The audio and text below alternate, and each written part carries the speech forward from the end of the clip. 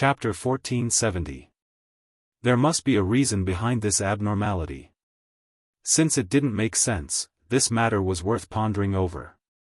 Ba Daojiang had his suspicions for a long time, but after meeting Yang Qindong and receiving the secret order, he knew what to do. Ba Daojiang, who was very clear about everything, pretended to be happy on the surface. Whenever Gray invited him, he would show up. After a few times, the entire Mongol army knew that their General Gray had established a relationship with the Heavenly Khan. Everyone knew that General Gray's future was very bright. Gray was also very happy. As he drank with Ba Daojiang more and more, the two of them got along better and better. Finally, after drinking, Ba Daojiang accidentally revealed a piece of news. The Heaven Khan was going to establish a Mongolian army. As long as he performed well, it wasn't impossible for him to become a commander. Ba Daojiang looked as though he had drunk too much. After he finished speaking, he fell asleep, leaving behind an excited Gray who had sobered up. Naturally, he wasn't drunk at all. A commander of a Mongolian army. That was an extremely high position in the entire 5-star army.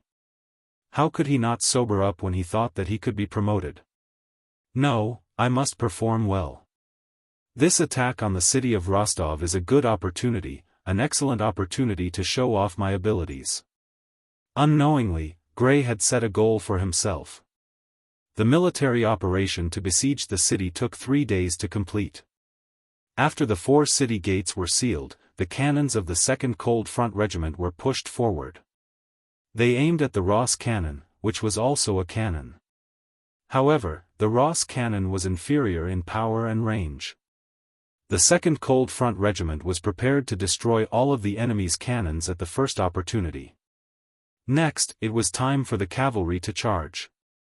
For this reason, the commander of the new 2nd Army's 1st Cavalry Division, Xiao Chao, and the general of the Death Squad, Gray, got into an argument over who should be the one to contribute the most. Commander Xiao Chao wanted to contribute.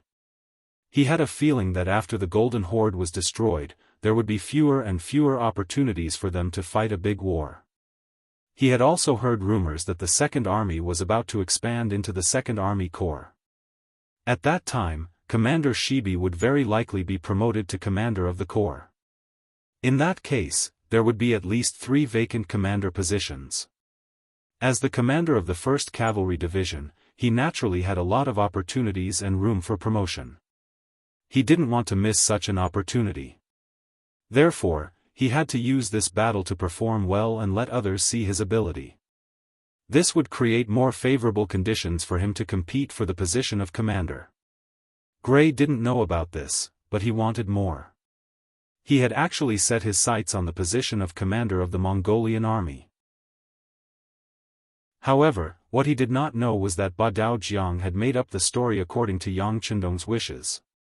Ba Daojiang had not even formed the 2nd Army, so why would he immediately form the Mongolian army?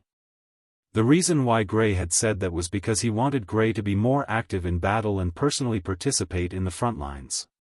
It would be best if he could personally go into battle and kill the enemy. Both of them had their own ideas, and neither of them wanted to back down. This was because the commander of the Shai Corps did not come with this army. Instead, he had another mission. As such, everyone began to argue, and no one was willing to back down. In the end, it was Ba Daojiang who stepped forward. He was the vice captain of the Black Knight's Dragon Guards, and he had an extraordinary status. In the end, he was the one who made the decision to hand over the Vanguard mission to the Suicide Squad. 6th Young Master has said that since we are a Suicide Squad, it's only natural for us to charge at the very front. Commander Qiao, please take a step back, Ba Daojiang said coldly as he swept his gaze across Xiao Chao. Ba Daojiang was very clear about the character of his officers. Many times, the more you tried to reason with them, the more unreasonable they would be. On the other hand, if you used a commanding tone, they would listen and fall for it. Indeed, when Ba Daojiang's face sank, Xiao Chao did not say anything. He didn't want to argue with the vice captain of the Black Cavalry. That wouldn't benefit him at all. That was because he would never forget that even Commander Shibi had been extremely courteous when he saw the black cavalry. Gray laughed heartily. He believed that this was the effect of his relationship with Ba Daojiang during this period of time. He even threw a grateful look at Ba Daojiang. After that, he started to assemble the army and prepare for the charge. In front of Commander Chai Ji, Ba Daojiang gave a very serious order for the artillery support of the cold front to be in place. They couldn't let the Ross army's artillery and muskets be of any use. When Gray heard all of this, he was extremely touched by her actions. However, there was something even more touching. Just as the army was assembled and ready to charge, Ba Daojiang walked up to the suicide squad and personally handed a purple cloak to Gray. "General Gray, this is a cloak that only a first-rank general can wear. I hope you can perform well. Once you make a great contribution, you may be able to wear the red cape, the symbol of the army commander, next time." After hearing Ba Daojiang's sincere words, Gray received the cloak with an excited expression. He then put it on in front of Ba Daojiang. The cloak fluttered in the wind, making it even more eye-catching and eye-catching. A burst of laughter came from Gray's mouth. "Brothers, the Heavenly Khan has treated us so well. How can we not perform well to repay his kindness? Come, charge with me. Take down Rostov City and capture Kurbsky alive. Take down Rostov City and capture Kurbsky alive." The Mongolian cavaliers below also shouted loudly. After that, Gray intentionally glanced at Xiao Chao, who was still wearing the white cloak and was only a division commander. Then, he laughed heartily and led the 40,000 suicide squad to charge forward. The war drums beat, and the sound of the battle shook the heavens. The attack on Rostov City had officially begun. After Gray personally led his army out, Ba Daojiang arrived at the encampment of the 2nd Cold Front Regiment. When he saw the cannons roaring furiously as they bombarded the city gates, he chuckled as he walked over to the 1st Regiment Commander Chai Ji and said, "Regiment Commander Chai, what kind of battle have we not experienced before? There's no need to be so nervous. Come, have a smoke and relax." Chai Ji naturally accepted Ba Daojiang's goodwill. Taking the cigarette with both hands, he thanked Ba Daojiang and chuckled. "I'm not nervous. I'm just excited before the battle." This wasn't arrogance. It was the truth. Ever since the Cold Front's 2nd Division entered Eastern Europe, they had fought countless battles. When had the number of enemies decreased? Especially in the battle between Sarai City and New Sarai City, when they faced hundreds of thousands of enemies, they didn't show the slightest sign of retreating. Now, they were only facing Rostov City, which only had 40,000 enemies. There was nothing to be nervous about, but the excitement before the big battle was still a little. Regiment Commander Chai is so generous." Ba Daojiang smiled and gave him a thumbs up. After being praised, Chai Ji's face revealed an embarrassed expression. Before he could say anything, Ba Daojiang took a step forward and whispered something into his ear. When Chai Ji, who was originally calm, heard this, he was stunned. It was as if he had been electrocuted, and he didn't say anything for a long time. After holding it in for a long time, he finally asked, "Does the 8th Deputy Commander have a military order?"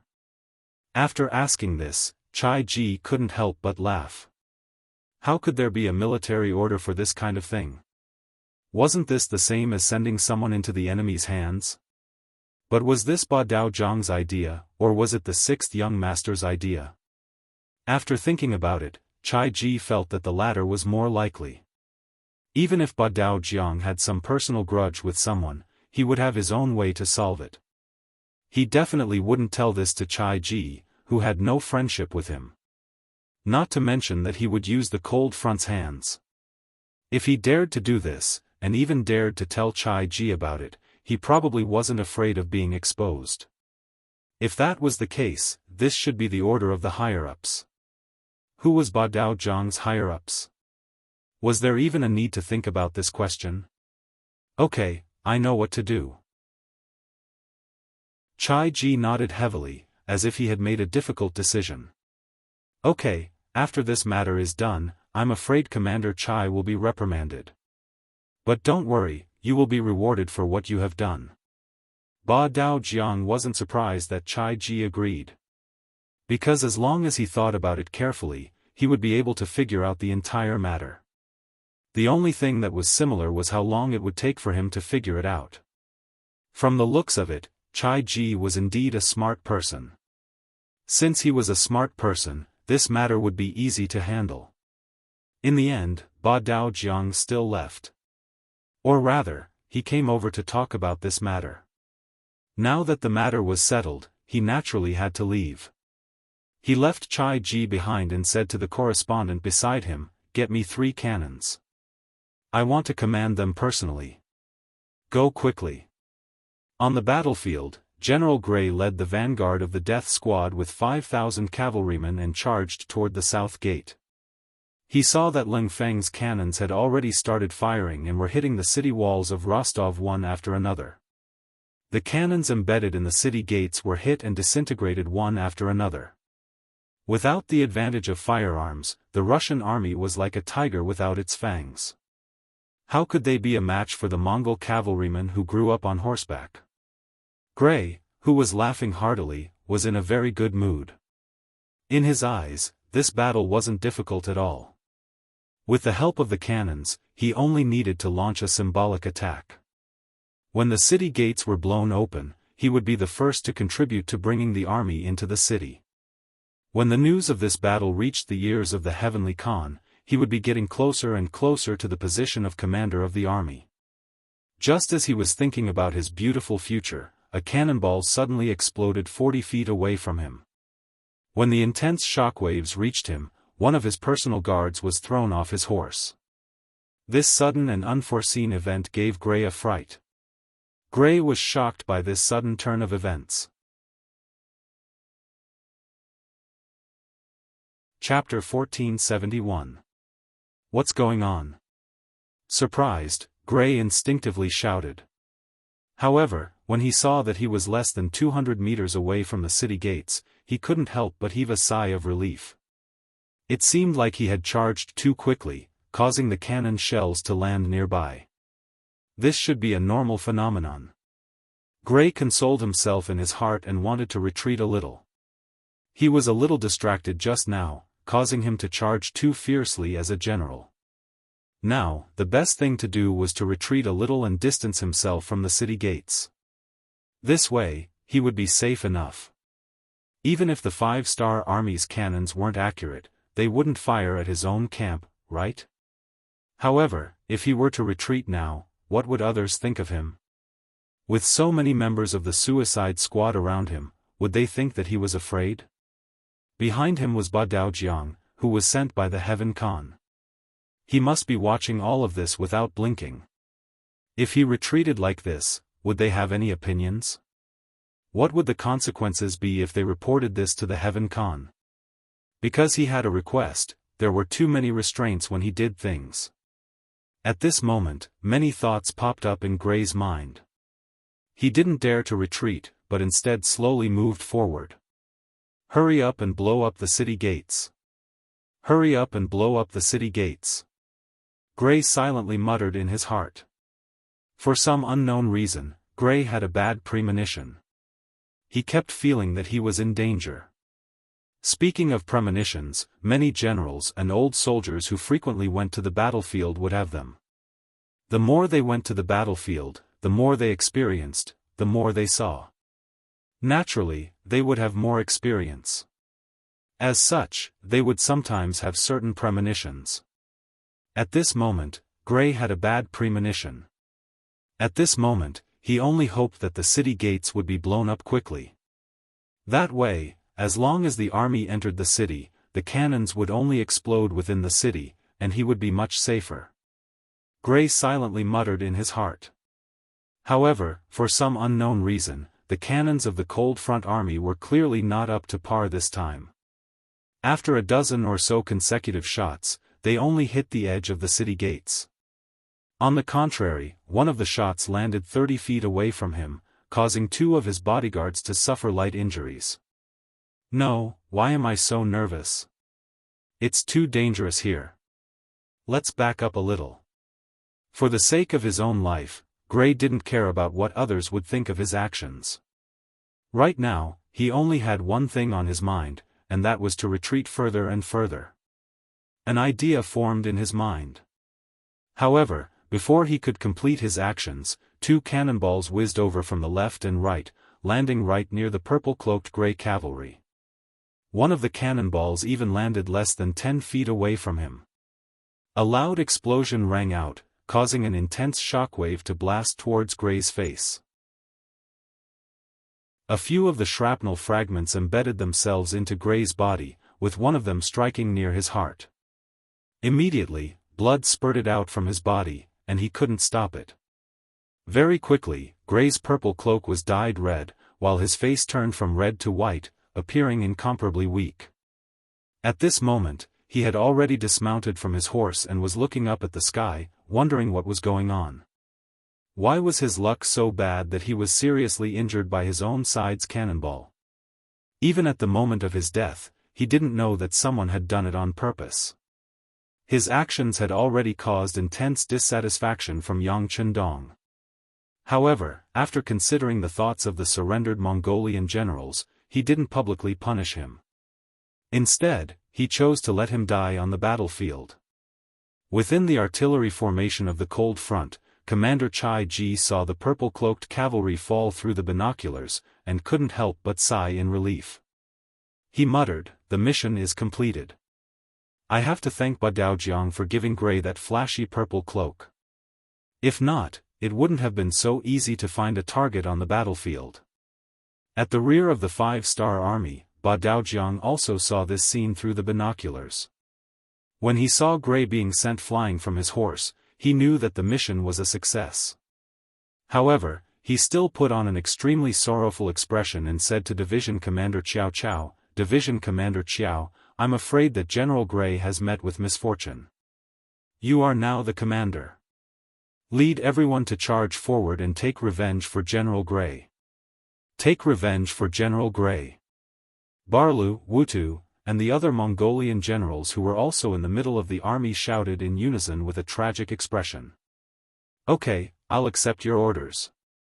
After Qiao Qiao agreed, he pulled out his cavalry sword and pointed it forward. He shouted, "Everyone, listen to my orders. Attack! Attack!" Tens of thousands of the 5-star army and the Mongolian army charged forward. The Cold Front's 2 ND Division's 1st Regiment had also, coincidentally, broken through the south gate of Rostov City. After the city gate was destroyed by a cannon, there was nothing that could stop the cavalry's charge. Just as Ba Daojiang led his men to attack Rostov City, gunfire was also erupting all over this piece of land. Sergei led his troops to attack the city of Novgorod. His target was the 40,000-strong Rossi army led by General Maxim. Division Commander Xiao Feng led his men to attack Vyatka City. Their target was the 30,000 Russian soldiers led by General Turgenev. The world's 1st Cavalry Legion and the 3rd Cavalry Legion cooperated and headed north to attack Pskov City. Their target was the 30,000 Russian soldiers led by General Vanya. As the flames of war spread everywhere, this piece of land was filled with the flames of war for more than a month.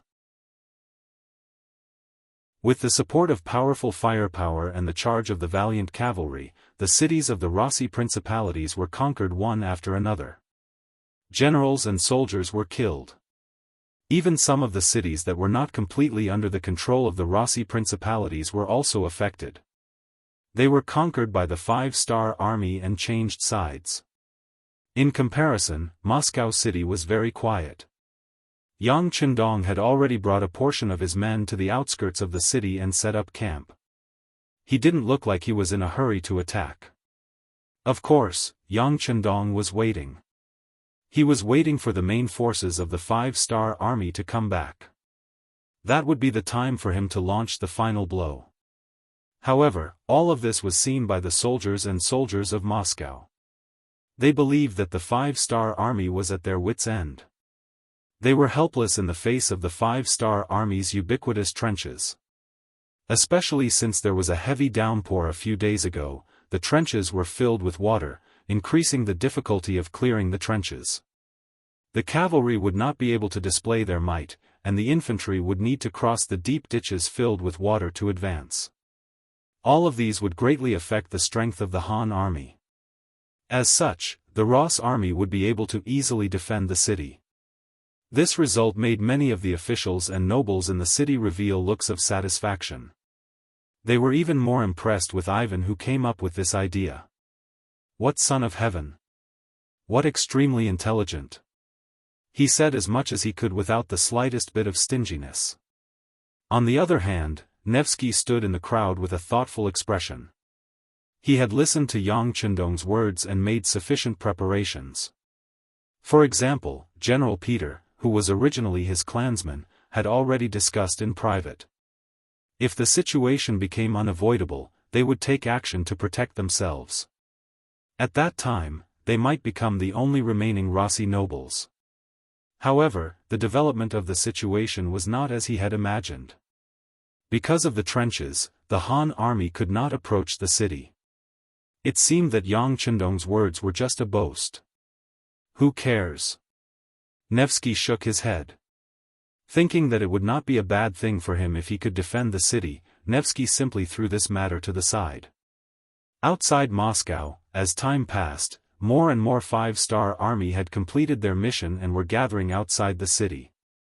After 10 years of separation, Commander Wuxia finally met his master, Yang Chendong. Sixth young master. When the two met in front of the army, and because of Wuxia's arrival, Yang Chendong personally came out of the camp to meet him. Wuxia didn't salute.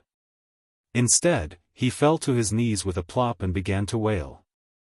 A 7-foot-tall man actually cried like a child in front of so many soldiers. Not only was this not a joke, but it also caused many people to cry at the same time.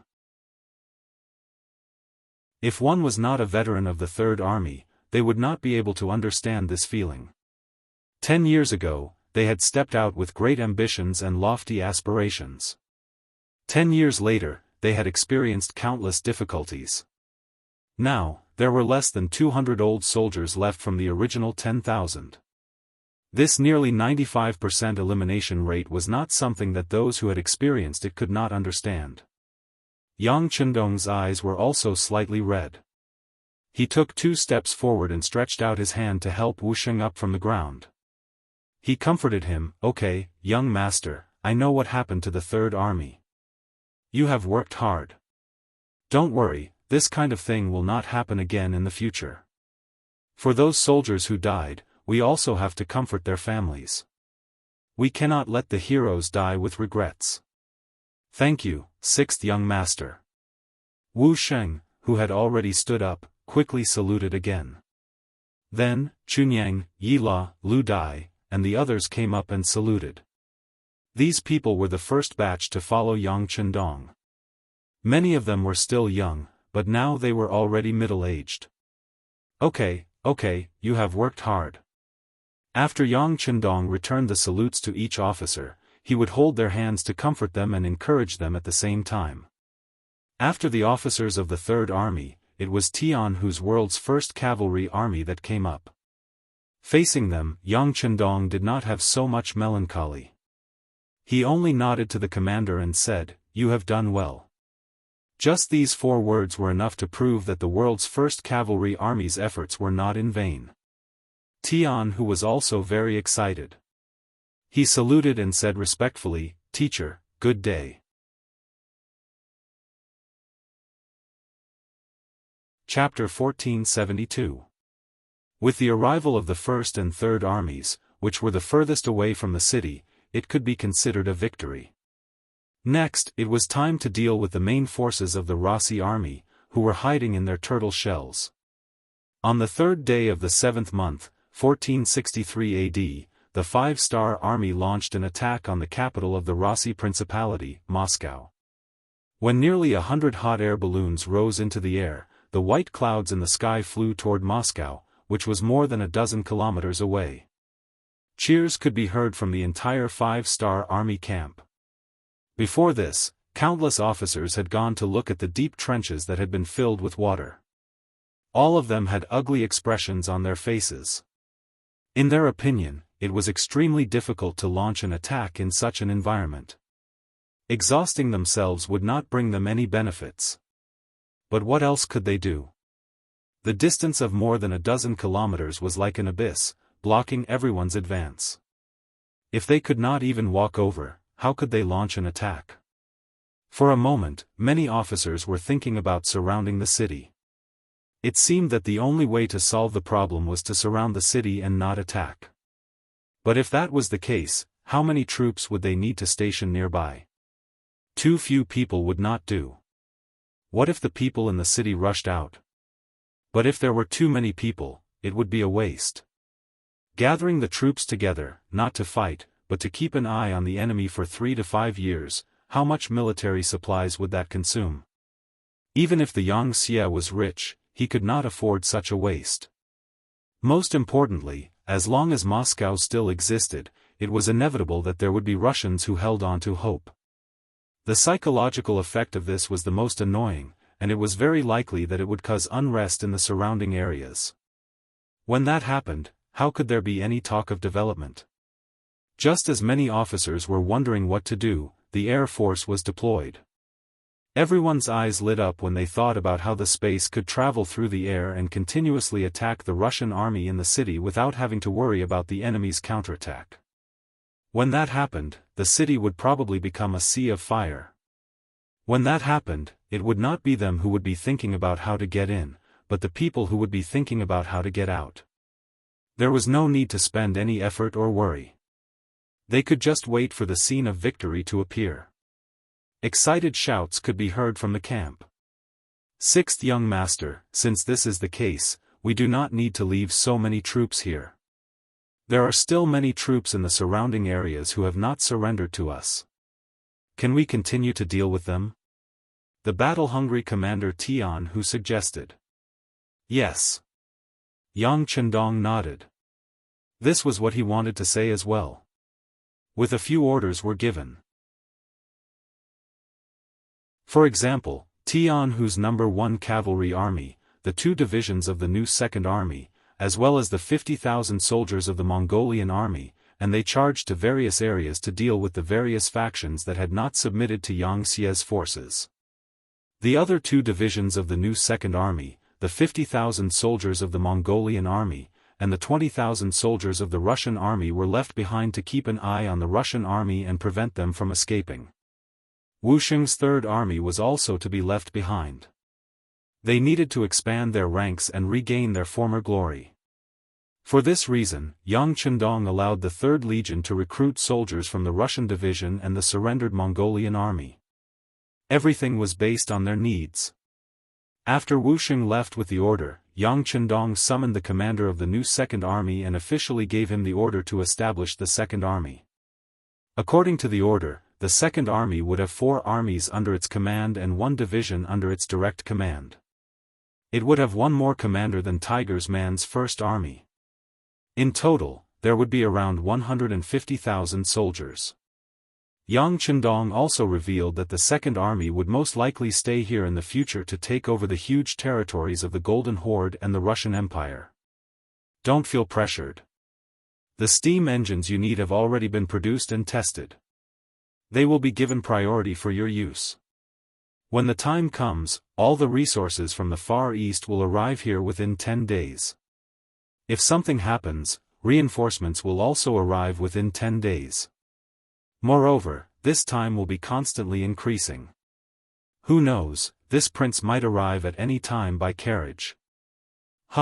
When that time comes, you must not slack off.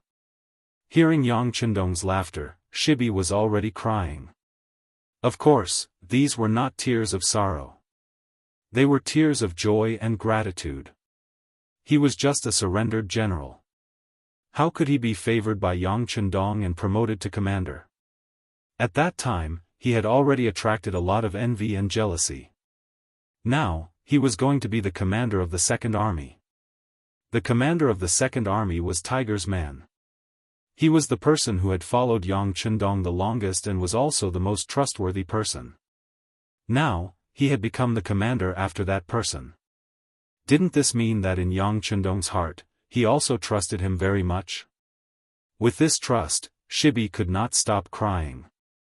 In his heart, he had already decided that in this life, he would serve Yang Chendong to the best of his ability. Even if he died, he would have no regrets. Just as Yang Chendong was in the big tent, meeting with one senior military officer after another and assigning tasks to them. The Air Force had already arrived above Moscow in a hot air balloon, adjusting the direction of the wind. The sudden appearance of these white dots in the sky frightened the Russian soldiers and civilians in the city. Although the city was sealed, due to the early preparations, the law and order in the city was not chaotic. Instead, it was as orderly as usual. For them, the only difference was that they could not go out of the city. Over the years, with the continuous efforts of the Grand Duke of Blindness, the Rossi principalities had a good foundation. The so-called war was to get money and food.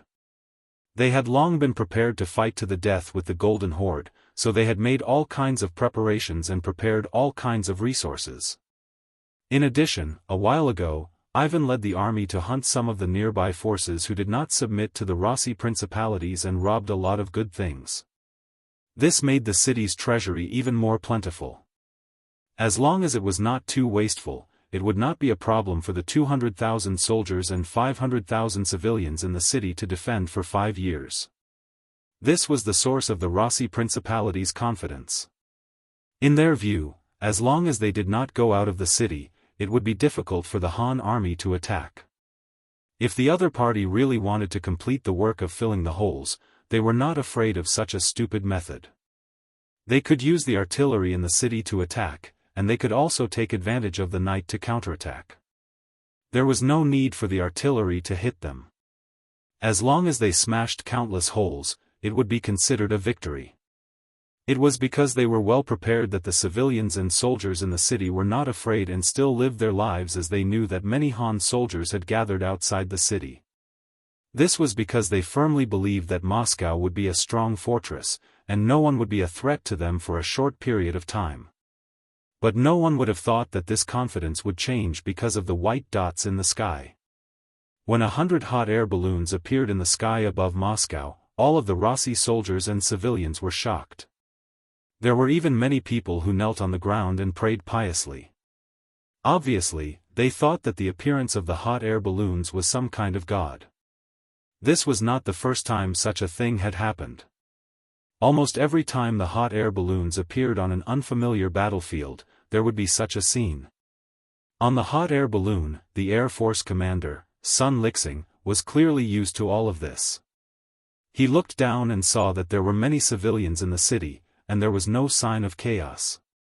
He could not help but shake his head. "All right, let us destroy everything." Just like the sixth young master said, this tortoise shell will not only not protect you, it will also become a tomb that will make you unable to escape. Men, throw the black oil. The so-called black oil referred to petroleum. It was found nearby by the mineral prospectors from Chichen City. Naturally, Yang Chendong had done a lot of work, pointing out the approximate location, and finding it was naturally accurate. Since there was black oil nearby, Yang Chendong could even skip the use of explosives and directly spread the black oil over the city. When that time came, once a fire was ignited, it would be impossible to put it out even if they wanted to. Every hot air balloon was filled with wooden barrels filled with black oil. After seeing that Division Commander Sun Lixing had issued the command flag, the wooden barrels began to descend from the sky, smashing straight into the city of Moscow. "Hide, hide!" Countless wooden barrels fell from the sky and landed in various places. Some of them even smashed into the streets. Some of the civilians who were kneeling on the ground praying did not even have time to dodge and were smashed directly. They were immediately covered in blood and fell to the ground dead. When some people were smashed to death, the others came to their senses and hurriedly hid everywhere. They wanted to prevent themselves from becoming the next person to be smashed to death. In a short while, more than 800 wooden barrels were thrown away. Looking down from the sky, one could see the scene of black oil flowing everywhere. Sun Lixing ordered the hot air balloon to take off and began to leave the sky above the city. When the hot air balloon slowly rose into the sky, Sun Lixing lit up a bag of explosives that he had prepared beforehand and threw it down from the sky. This was the fuse. He could already imagine how fierce the fire would be. It's windy, it's going to rain. Suddenly, Sun Lixing felt that the hot air balloon was shaking unstably. It was especially strong in mid-air. Immediately give the order to have everyone find a safe place to land quickly. It's going to rain. Sun Lixing sighed that his luck was not good.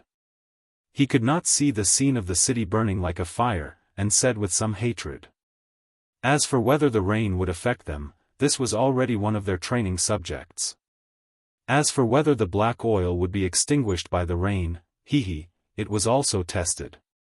The hot air balloon left. The last bag of explosives also fell from the sky. Perhaps because it was thrown a little too early, it did not explode when it landed on the ground. Instead, it stopped for a few breaths of time. Then there was a loud bang, and a huge pit soon appeared where it landed. The things around it also collapsed because of this huge movement.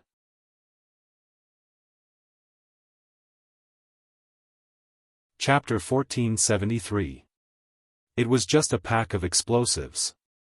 No matter how powerful it was, the damage it could cause was limited. Its power lay in the fact that the sparks from the instant explosion ignited the black oil that had fallen to the ground. What followed next was a scene of fire everywhere. The raging fire blazed, creating a roasting heat as it burned rapidly. Caught off guard, or perhaps they simply didn't realize how powerful this thing was, many people were still squatting on the ground covered in black oil, observing what this thing was. A great fire ignited, instantly igniting this area, turning it into a sea of fire. Some of the soldiers and civilians who were still watching the show were accidentally stained with the black oil. At this moment, they became fuel for the fire and were instantly engulfed by the flames. They had no time to escape even if they wanted to. Quick, put out the fire. The soldiers and civilians saw the fire that had suddenly ignited, and their shouts rose and fell.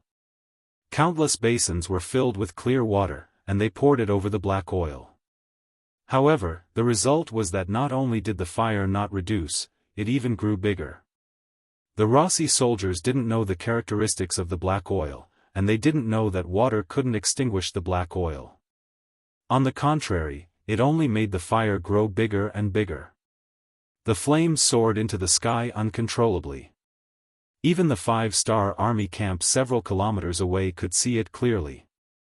Many of the soldiers were terrified when they saw the flames that filled the sky.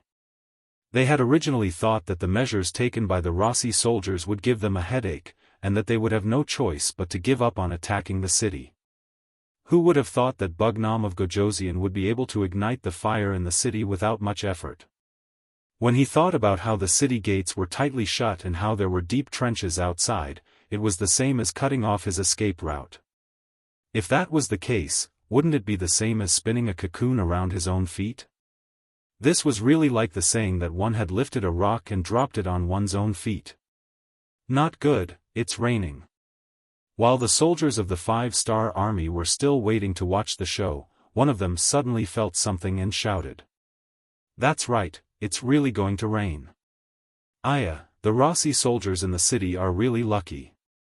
Thinking that the rain should be able to extinguish the fire, many of the soldiers sighed with a look of pity on their faces. In the city of Moscow, although water could not extinguish the fire, countless people were still trying. It seemed that they did not know what else to do. Even though the fire hadn't died down, they were still constantly carrying water. It was only when rain began to fall from the sky that the Russians became excited. One by one, they knelt down on the ground and shouted words of thanks to the gods. Obviously, they thought that the gods saw that they were in danger and decided to help them. However, this expectation quickly turned into disappointment.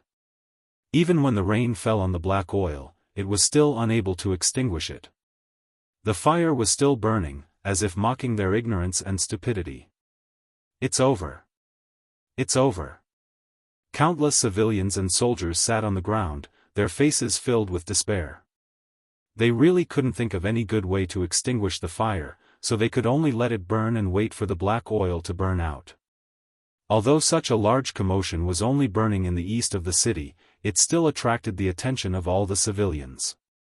They all looked at it with lingering fear, their faces filled with helplessness and worry for the future. Ivan was also standing in the crowd. If one looked carefully, his expression was also very bad, even somewhat gloomy. He had calculated everything and created countless troubles so that the 5-star army would not be able to attack the city. This way, they would not be able to do anything to him. What he needed to do during this period of time was to train his soldiers. As long as he had a group of elites in his hands, he could take advantage of the fact that the enemy was lazing around to kill a path of blood and even defeat the Han army. However, all of these beautiful thoughts were interrupted by the sudden appearance of the fire.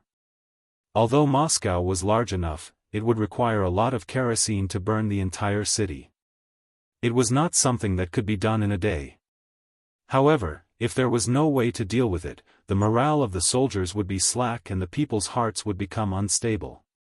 If that was the case, how could he train his elite soldiers? Even a sturdy fortress could be opened from the inside. Ivan even thought that those who surrendered would take the opportunity to jump out. If that was the case, then it would be even more terrifying than the fire. It seems that I have to hurry up.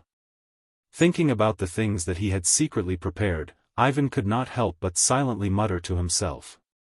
The fire was finally extinguished, but it was not extinguished by someone. It was a natural phenomenon after the kerosene was burned out. After the event, the fire killed around 300 people and injured several thousand people. Among them, it destroyed nearly 1,000 houses and burned all kinds of resources. This was only the first fire. If the Han army were to come every day, it could be imagined that in the long run, Moscow would collapse on its own without a single attack. The fire was extinguished and the rain stopped. The next day was another clear day. In the morning, the hot air balloon once again appeared in the sky above Moscow city. Soon after, barrels of kerosene fell from the sky. This time, the destination was not the ruined east of the city, but the west of the city. That was the place where the rich lived. The barrels still fell from the sky, and after the explosion, the fire was still fierce. Countless rich people were forced to walk out of their homes, their faces full of despair. Knowing that water couldn't be extinguished, all they could do was watch everything happen from afar. This feeling of not being able to do anything made them feel helpless. Nevsky also stood in the crowd, watching the scene of the raging fire. He quickly made a decision in his heart. Although his house was in the city center and not in the west of the city, and these two fires did not cause any losses to him, no one knew where the hot air balloon would burn the fire tomorrow. When he thought of the ancestral property that was obtained through the struggle of several generations, if he could not protect it, then he would be useless. When he thought of the many years of effort that he had put in would also be wasted, he could no longer remain calm. He knew that he had to do something. In his mind, he could not help but think of the last few words that Yang Chendong said to him. He seemed to have found a direction in life. Under the two fires, everyone in Moscow city was in danger. The people who had been burned by the fire were already in despair. Those who had not been burned by the fire were trembling with fear. No one knew what kind of luck they would have the next day. While everyone was panicking, Nevsky came to the house of the Supreme General Peter. As members of the same family, they had a common ancestor. They were connected by blood and supported each other. In order to protect their own interests, they needed to work together from time to do some big things. This time, Nevsky came to do something big, and that was to persuade Peter to revolt on the battlefield. Although there was no such word at that time, this was what they had done. As one of the three great generals of the Rus Duchy, Peter was not angry. His years of leading troops made him develop the aura of a superior. When he saw Nevikov's visit, he frowned. Obviously, he had guessed a possibility. Then, he sighed and sat there without saying a word. When he entered the hall, Nevsky had been paying attention to Peter's reaction. When he saw Peter sigh heavily, his heart was filled with joy. He did not believe that Peter did not know what he was here for, because he had already leaked some information in advance. After probing many times, Peter had rejected him righteously. But this time, before he could speak, Peter had already sighed and lowered his head. Didn't this mean that Peter's will was shaken? Peter was a general in the army, and he had the authority to command 50,000 cavalrymen. If he could persuade Peter, it would be a great help to the next step of the plan. On the other hand, without Peter's support, even if he could get the help of other nobles, the amount of troops they could gather would be limited. It would be as difficult as ascending to the heavens to turn the tables in the city. Nevsky slowly sat down in front of Peter. He did not immediately get down to business. Instead, he sighed and said, "I have heard about your situation. Your family must have suffered heavy losses. Don't worry, I have already sent 20,000 taels of silver and some food to your family. It should not be a problem for you to survive for a while." Peter's luck wasn't good. His house was located in the center of the Western District. His house was set on fire. Although he had made some preparations and his staff had safely evacuated, it was too late to move the things in the house. Many things were burned. If it was a normal time, it would not be a big deal to lose some things. After all, he was a general in the army and did not lack money. He could just buy some things with money. But now that Moscow had been sealed off, everything was limited. Even if you had money, you couldn't buy it. In this situation, sending some food was like sending charcoal in the snow. It could save lives, so Peter had to accept this favor. Thank you. Peter slowly raised his head and thanked Nevikov. We are all connected by blood. There's no need to be so courteous. Nekov chuckled. But then, his face slowly sank. But this is not the solution. What if the next thing is burned? What should we do? This kind of passive defense is not a long-term solution. How could Peter not know that these words were reasonable? But what could he do? Was there really going to be a rebellion? It was very difficult for him to betray the blind Grand Duke. After all, he was where he was today because of the blind Grand Duke.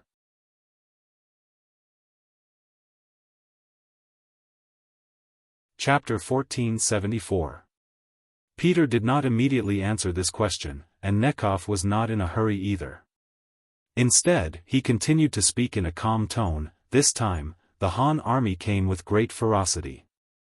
Even the powerful Golden Horde was destroyed so easily, not to mention our strength is far inferior to theirs. Originally, we thought that with the protection of the trenches outside the city, the Han army would not be able to do anything to us.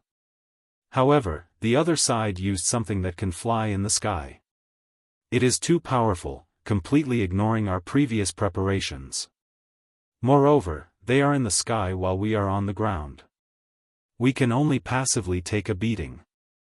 If this goes on, the morale of the army will be in chaos. When that time comes, I'm afraid that even if the general doesn't do anything, others will. Moreover, the Han army only wants the lives of the blind Grand Duke's family. We are only accomplices. As long as we perform meritorious deeds, the chances of us surviving are very high. As the saying goes, every man for himself, and the heavens take the hindmost. Even if the general does not think for himself, you should think for our family. You should also think for the general's family. The general's daughter is only 4 years old and is very cute. If she is buried with some people, wouldn't it be too much of a pity? Enough. Peter finally spoke, interrupting Nekov's words. It was clear that he had already heard these words. Seeing that there was hope, Nekov ignored the other party's obstruction and continued, "We are not only doing this for ourselves, but also to save more people in the city. Moreover, from the actions of the Han army, it seems like they don't intend to kill us all. Otherwise, they wouldn't just throw a little bit of black oil at us. They can set a bigger fire and even swallow the entire city of Moscow. If that's the case, I'm afraid that no one will be able to escape. Is this the result that the general wants to see? Peter's brows furrowed even tighter. He naturally knew that Nekhov's words were correct. If he chose to betray the blind Grand Duke's family, not only would he be able to save himself, but the people in the city would also benefit. However, he was after all promoted by the other party. He could not do something like betrayal. Peter still didn't say anything. Nevikov's face turned ugly. He knew that if he didn't use some strong medicine, he wouldn't be able to do it. General, I'm afraid you don't know this yet. Although the Grand Duke of Blindness claims to sacrifice himself for the Rossi people every day, he has already thought of a way out. He has been digging a tunnel out of the city for a long time. Once he succeeds, he will abandon everyone and leave this place. When that happens, we will be the ones to die. This was the first time Peter had heard of this matter. Upon hearing this, he abruptly raised his head. Is there such a thing? Of course, this was done by Ivan and his personal guards. This was also told to me by one of his guards. How could it be false? Nekhov patted his chest and said righteously. This wasn't a casual lie he made up.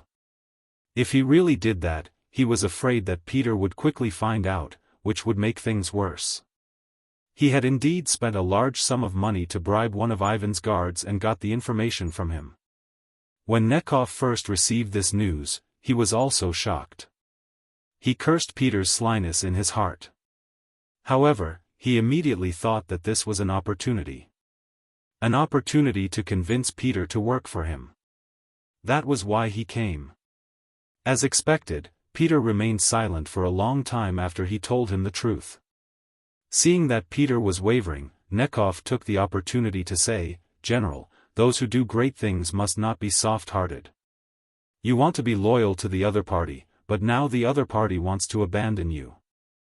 They didn't even tell you about such an important matter. I'm sure they won't inform you when they leave.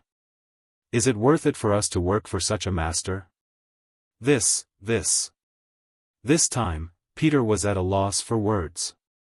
Sigh, even if he doesn't treat you as a human, why should you treat him as a human? General, for your family and the 500,000 civilians in the city, you can't hesitate anymore. Nekhov tried his best to persuade Peter. All right. But I need to investigate this matter first. If it is true, I will contact you. The feeling of being abandoned finally made Peter waver. The only difference was that he still needed to investigate this matter. With his connections in the military, it wouldn't be difficult for him to figure out the truth of the matter now that there was a direction for the matter. Okay. Oh right, the tunnel is near the north gate where Ivan is guarding. Nekhov knew that the matter was almost done. He immediately revealed the location of the tunnel. This time, Peter didn't say anything. He nodded heavily. It was obvious that he had thought about what to do next. Not long after Nekhov left, a few of Peter's trusted soldiers followed him out. They were heading towards the north gate. Not long after, a few of them rushed back before the sky turned dark. It was obvious that they had gotten some information. Although it wasn't specific, it was enough to know if it was true or not. Ivan was currently in his courtyard in the city, listening to his men's report. They were talking about Peter's trusted men coming to the north gate to observe the defense. What are they doing here? Ivan frowned and asked. They said that they are here to learn under General Peter's orders. The captain straightened his body and replied. Learn? They didn't learn before. What are they learning now? Ivan had a bad premonition at this moment. General Peter is still trustworthy. The captain said hesitantly. No. The most trustworthy person in this world is himself. Ivan shook his head. He was a person who didn't trust others easily. As long as there was a trace of abnormality, he would ask why. Otherwise, he wouldn't be able to sleep peacefully. Could it be that he sensed something? That's impossible. The ones who dug the tunnel are the young master's personal guards. They should be loyal and wouldn't casually leak the news. The captain shook his head and said with a confident tone. Loyal? Ivan gave a wry smile after hearing that. If they were in a strong position, they would naturally not suspect these people who had followed them for many years. However, the current situation was that danger was approaching at any time. At this time, no one could be trusted, and anyone could betray them and become their enemy. Ivan, who didn't trust anyone and couldn't trust anyone, shook his head. This matter isn't right. How about this? Immediately order people to keep an eye on Peter's mansion. I need to know his every move. Also, assign a group of people to wait outside the mansion. Once the matter is exposed, they will take action. In short, we can't leave anything behind, not even the slightest hidden danger. Ivan's words were quite decisive. From the looks of it, a general like Peter could be killed as long as he didn't like it. Seeing this, the captain of the bodyguards gasped and said, Yes, young master, I understand. Okay, go do it. Ivan nodded and arranged. Not long after, a few tall men appeared on the street not far from Peter's residence. They entered a small courtyard to rest. And this scene was quickly reported to General Peter's ears. Ever since he sent people to inquire about the news, he had made sufficient preparations. After all, the crime of spying on a superior was not light. Since he wanted to do this, how could he not be prepared at all? Therefore, long before Yifan took action, he had already sent people to keep an eye on his mansion and the surrounding streets. With his understanding of Yifan, if the other party sensed something, regardless of whether or not he had figured out his intentions, he would first send people to keep an eye on him, just in case. When the people below reported the situation to Peter, his expression was calm, but his heart was incomparably turbulent. Sure enough, he was still suspected. Could it be that it was so difficult to be a loyal subject?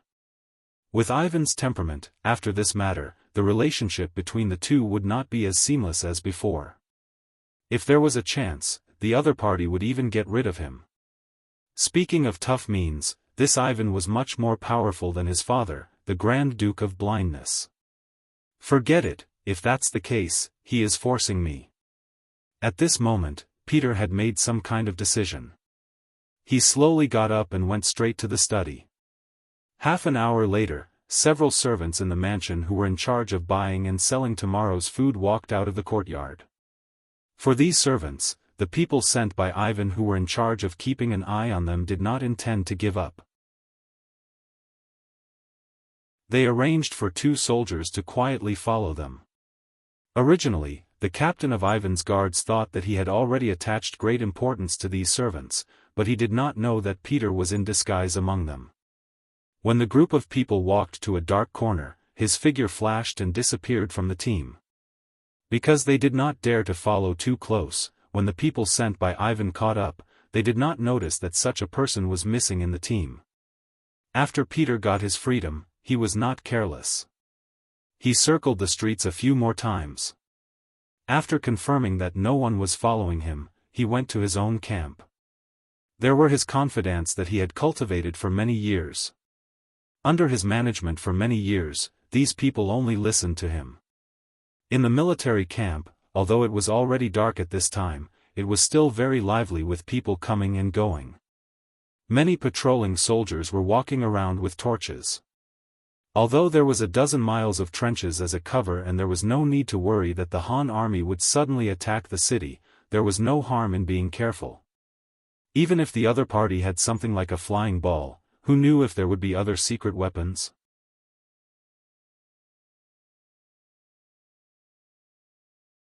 Chapter 1475.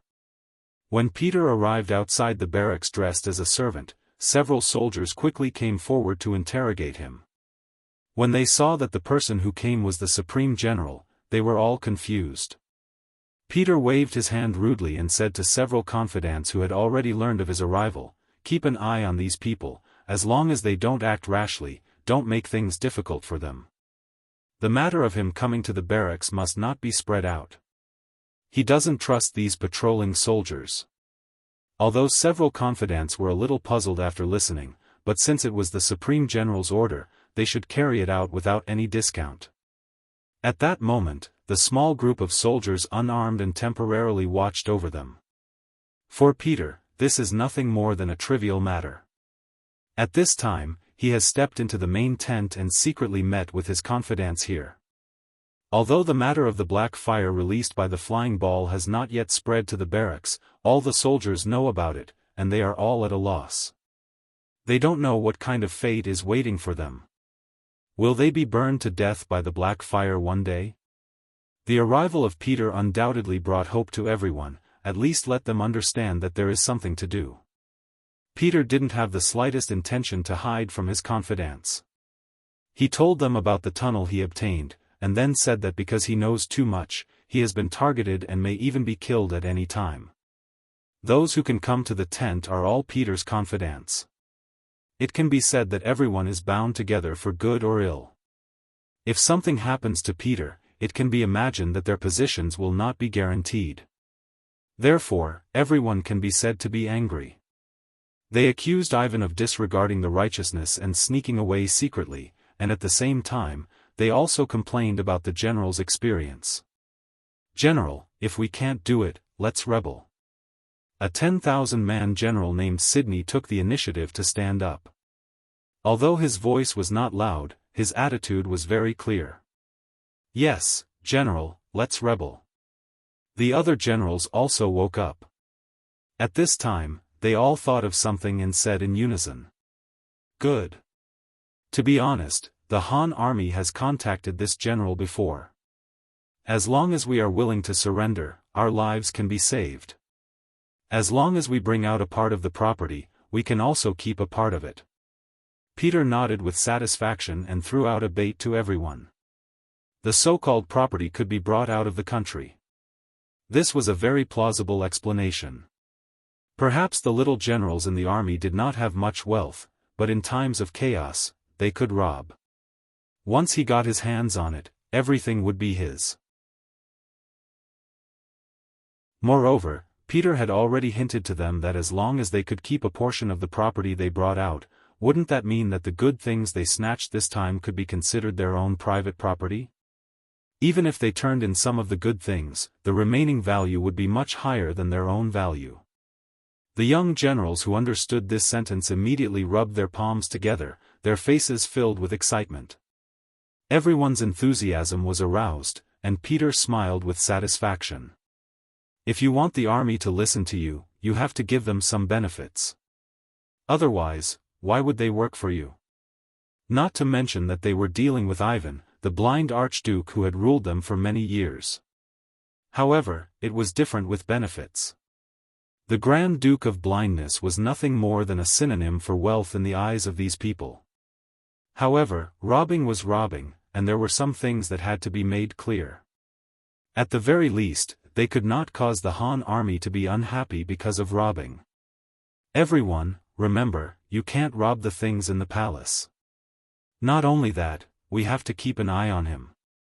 Those things are left for the Han people. What? The generals were puzzled at first, but when they came back to their senses, they quickly nodded. They could drink soup, but the Han army must eat meat. Otherwise, they would not even be able to drink soup. This was Peter's political wisdom. As the saying goes, it is better to be happy together than to be happy alone. Sometimes, being a little brother is very comfortable. If you don't have the strength to be the big brother, then you will really be a bird that sticks out. Peter's words made everyone come to a realization, and they were still very happy. As the capital of the Rus Principality, Moscow could be said to be the economic, political, and cultural center of the entire force. More than 70% of the country's rich were gathered here. Even if they could not touch the national treasury, there were still many things in the hands of others that could be robbed. With these words, everyone saw a goal, and all the generals rubbed their palms in excitement. It looked like they were just waiting for General Peter's order. This was exactly what Peter wanted. His method of controlling them was very simple, and that was to enjoy the blessings together, so that they could face the difficulties together. This time, he had to deal with the blind Grand Duke and the one who was said to be a rare genius, Ivan. He had no choice but to do everything carefully. Even so, he did not dare to guarantee that he would win. If the situation had not reached a critical point, he would not have taken such a risk. Of course, there were 200,000 soldiers in the city, and he could not rely on himself. Although he was not sure if he could find helpers, at least he could not let some people ruin his plans. With a rough plan in his heart, Peter began to give orders to the generals, giving them a target to attack. In less than an hour, all the generals were clear about their mission and left the tent. They still needed a certain amount of time to convince the soldiers below to act in concert with them. No matter what the reason was, the next thing was equivalent to a rebellion. Once the people were not united, the possibility of success would be greatly reduced. For this reason, Peter set the time to take action in the middle of the night. That was when the army's defense was the most lax, and there would be enough time for the generals below to arrange everything. Peter himself took advantage of this short period of time to take out the two items on his body, namely his saber and jade pendant. These two items had been with him for many years and never left his side. After taking out these two items, which were enough to win the trust of others, he called over several of the most trustworthy guards in the army and had them take these items to Supreme Generals Boris and Sergei, asking them to meet him in his own residence. After doing these things, Peter once again changed into the mansion's servant clothes and returned to the mansion. On the way, he successfully met up with the mansion's servants who were taking food, and then returned to the mansion without anyone noticing. After this series of actions, the people that Fan sent to follow them didn't notice too much. Perhaps they never thought that the servants who left the mansion could play any tricks, so they didn't take it seriously. They only followed from afar and didn't even count the number of people. Peter was able to return to the mansion. At this time, there was still about an hour before midnight. At this moment, Ivan was still leading a group of trusted aides who he thought he could trust to continue digging the tunnel. It must be said that the progress of this work wasn't very fast. Because of the cover-up, just the work of taking out the soil and sending it out took a lot of time. But under Ivan's personal supervision and urging, the tunnel was about to be completed. Perhaps it would be completed in 3 days. At that time, Ivan would bring out his ambitious and ruthless character, abandon everything now, and leave this place. While Ivan was constantly urging everyone to speed up, Boris and Sergei each brought 4 guards to Peter's mansion. When Peter heard that the 2 generals came as promised, he couldn't help but let out a long sigh of relief. He was really worried that the 2 of them wouldn't come. If that was the case, whether his plan would succeed was really unknown. But now, it was different. Their arrival meant that his plan was closer to success, and he was more confident. Men, invite them in. No, this general will personally invite them. Peter stood up and strode out to welcome them. The 3 generals were seated in a triangular formation in an inner hall that wasn't very spacious. Peter personally poured wine for 2 of his comrades. Then, without saying a word, he downed the wine in 1 gulp. Then, he took a bite of the delicacies that were already on the table and sighed in satisfaction. Oh, the wine is good, the dishes are also good. Seeing Peter's actions, neither Boris nor Sergei moved. They just stared at him with a puzzled and somewhat guarded expression. After all, it was a special period, and it was already a taboo for the generals to gather in private. If it weren't for the token, they might not have come even if Peter personally invited them. It was because they saw the token that they thought that something had happened to Peter. That was why they decided to come and take a look. Since Peter was fine, they had to be more careful. If they accidentally fell into a trap, they would be too stupid. The two generals didn't drink, and Peter couldn't help but laugh. What? Am I not worthy of your trust? While speaking, Peter intentionally looked at the empty wine glasses of the two generals, as if he had just finished the wine in front of them and proved that there was no problem with the wine, so what were they worried about? Sigh, speaking of which, this time I took the risk to invite the two of you here because I have something to tell you. To be honest, this will be the last time I will sit down and drink with the two of you. Just treat it as an extra thought. How about we have a drink together? Peter said as he reached for the wine jug, as if he was going to pour more wine. He could see that even though they seemed to have a good relationship, no one actually trusted each other. Since that was the case, he didn't feel any psychological pressure to use the two of them. Wait, let me do it. Sergei interrupted Peter's actions and reached for the wine jug with a smile on his face. He first shook it lightly, then casually furrowed his brows. Is this all you have? How can it be enough for the three of us?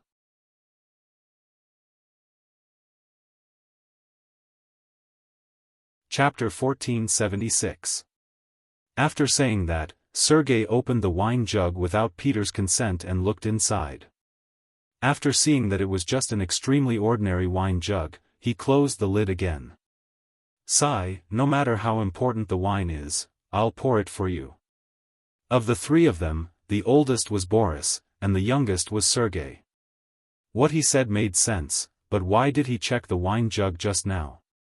He still didn't believe it, so he took the opportunity to check it. After seeing that there was no problem, Sergei was relieved. He cast a reassuring look at Boris, who had been sitting there without moving, then he began to fill the 3 wine glasses on the table.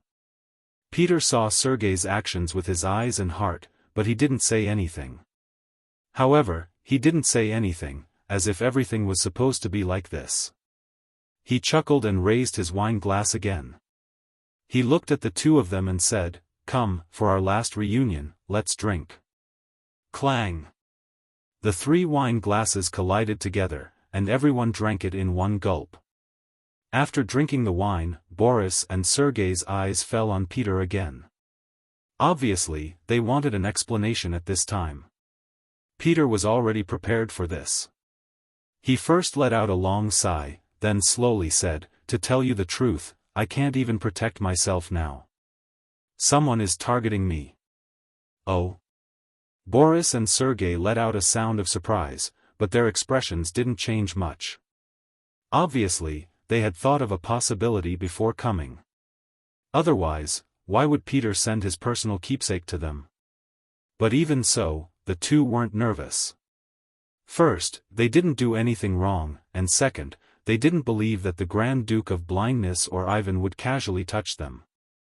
Especially when Peter was about to be dealt with, the people in the army must be unstable, so their position should be safer. It's just that although they believed that they would be fine, they were still very curious about what caused Peter to do this. In a sense, the 3 of them were all in the same situation. They were all generals trusted by the Grand Duke of Blindness and given military power. Peter saw the performance of the two, and he sneered in his heart. Sure enough, their performance did not exceed his expectations. Sure enough, it was like this. Don't look at how they usually had a good relationship, as if they would advance and retreat together no matter what happened. However, when one of them really got into trouble, the so-called unity of heart would become problematic. The other two would also not sacrifice their entire family's lives and their own political future for one of them. This was also good. When Peter did what he wanted to do next, he wouldn't have to worry so much. If he still had some guilt in his heart just now, then he had completely let it go and let it go. Even though he had already made up his mind and had already done so, Peter still sighed and slowly told them about Ivan secretly digging a tunnel out of the city. Sigh, I wasn't cautious enough and was discovered by young Master Ifan when I was sent out to investigate. Presumably, there should be people sent by young Master Ifan keeping an eye on my residence right now. It might even implicate the 2 generals. It's fine, it's fine. We are all brothers, how can we be afraid of being implicated? Boris, who was the leader, shook his head, looking like he was not afraid of being implicated. But in his heart, he was cursing Peter. This person told him such a secret, so he couldn't retreat from this whirlpool even if he wanted to. But on the other hand, compared to getting himself into trouble, knowing about young Master Yi Fan's plan was more important. The other party actually wanted to escape, which was somewhat out of Boris's expectations. But on the other hand, the situation in the city was so grim. If it were him, he would also prepare a way out. It was fine if he didn't know about this before, but now that he knew, he had to have a share in this matter. He also wanted to leave with Ivan and the others, and not stay in the city and wait for death. Sergei also had the same idea. Compared to Boris, he was more sincere. His gaze towards Peter was more or less filled with gratitude, thanking the other party for informing him of such important news. This way, he could make some preparations in advance. "Come, brother Peter, this younger brother toasts you, thank you." This time, Sergei took the initiative to raise his glass and said very sincerely, "Oh, this older brother also toasts you, cheers." Boris also raised his glass hypocritically. "Okay, let's drink together. Perhaps this is it in this life, but let's be brothers in the next life."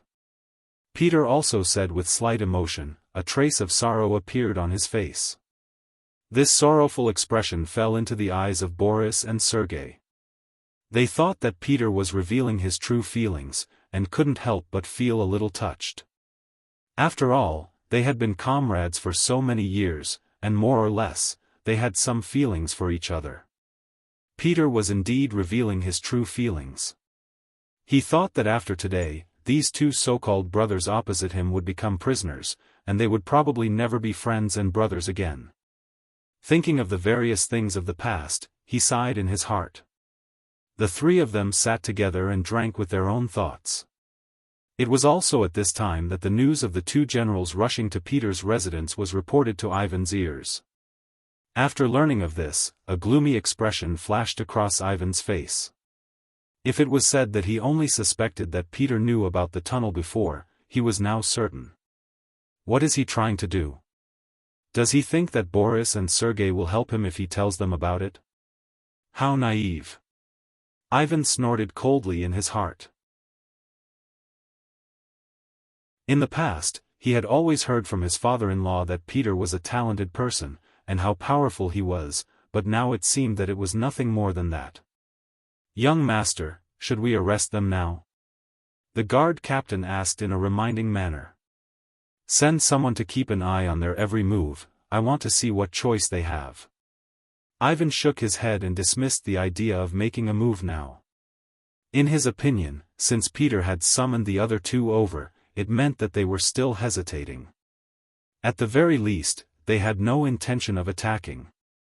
Since that was the case, there was no harm in waiting for a while. He was really curious about what Boris and Sergei would choose and what kind of decision they would make. This would also determine whether he would take them with him when he went out of the city next. Ivan wanted to use this matter to judge people's hearts, but what he didn't know was that Peter deliberately created such a smokescreen because he understood him. In this way, he would have enough time to make a move.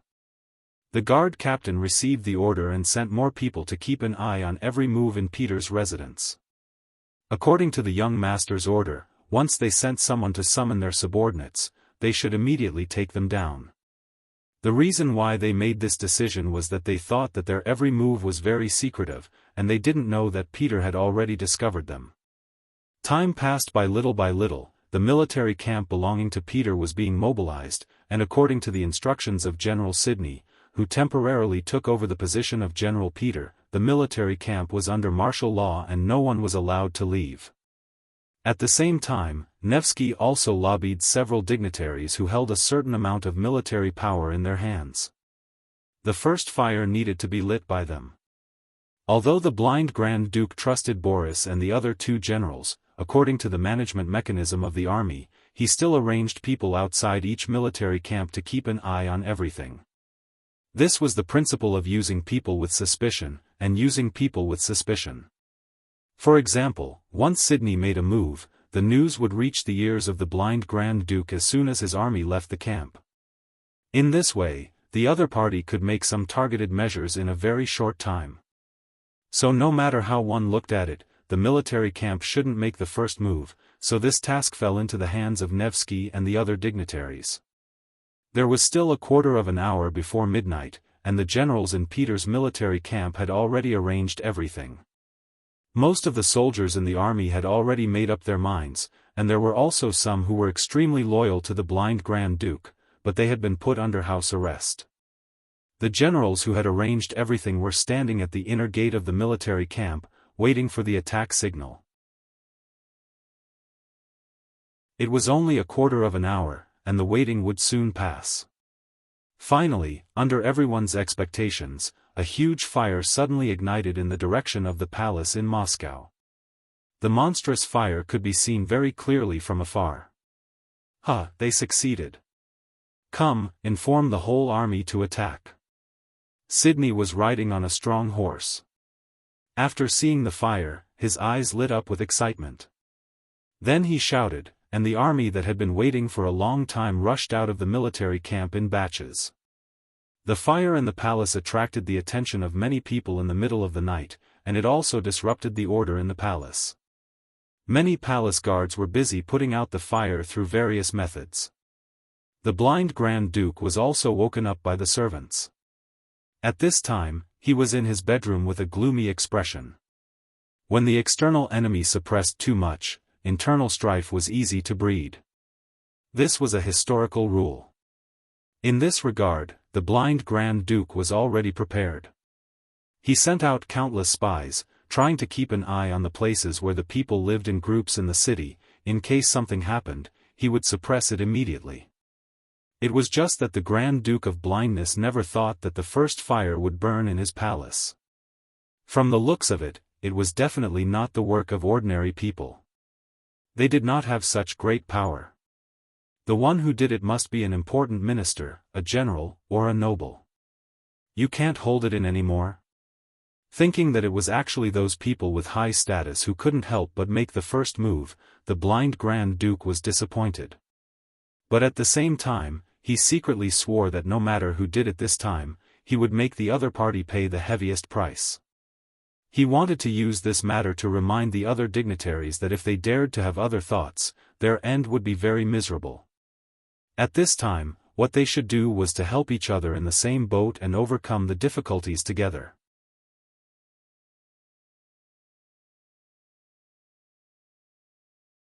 Chapter 1477.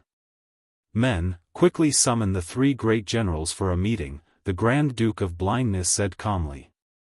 The palace guards went to pass on the message.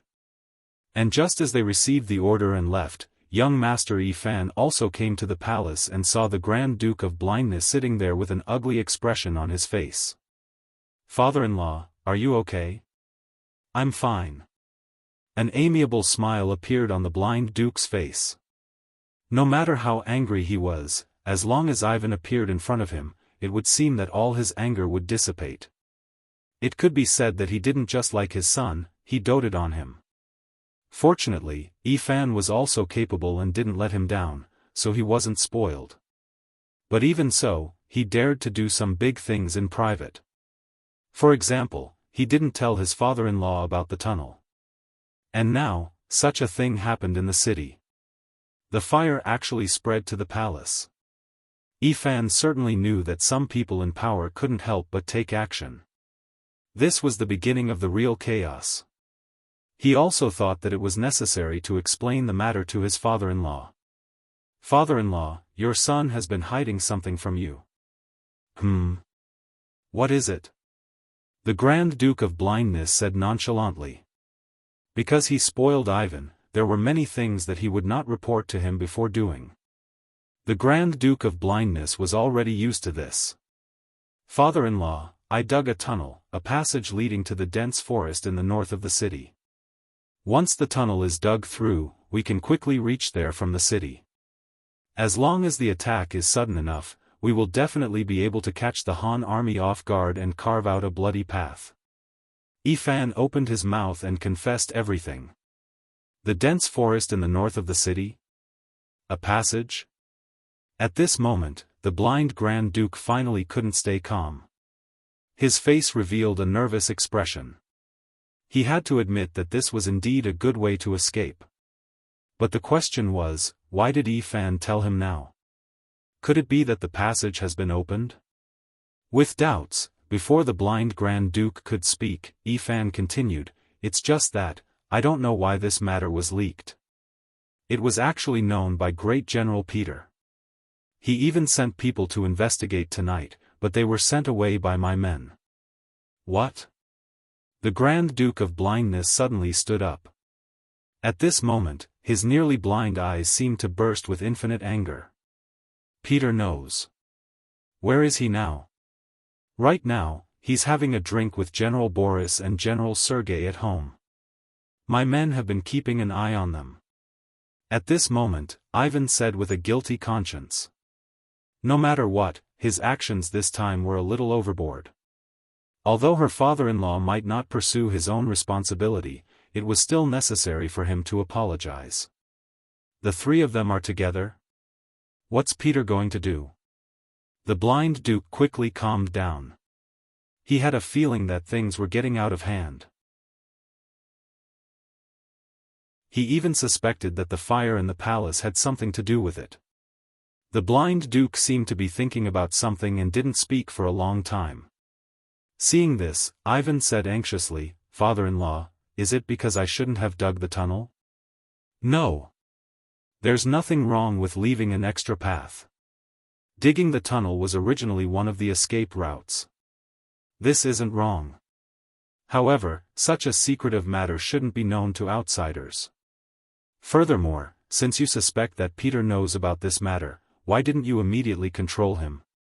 The Grand Duke of Blindness shook his head and questioned him. He could allow Ivan to make some small moves and even act on his own without informing him, but he couldn't allow him to mess things up. This was especially so at such a crucial time. Facing the black flames released by the Han Army's celestial sphere, the nobles and commoners of the city were already in a state of panic. Especially at such a time, everything had to be done with caution. Otherwise, the slightest carelessness could lead to a huge problem that could spiral out of control. It's fine that you escaped through the tunnel, but it was also discovered by others. More importantly, you knew all this and didn't take any remedial measures. That's your fault. Capture Peter, including everyone in his residence, the Grand Duke of Blindness said in an unquestionable tone. Ivan couldn't help but frown when he heard this. Father-in-law, Boris and Sergei are also in General Peter's residence. He indirectly meant to remind the blind Duke that the two generals might know the truth now. Should they also be arrested? The blind Duke's expression showed a trace of pain at this moment, but he quickly nodded and said, arrest them all.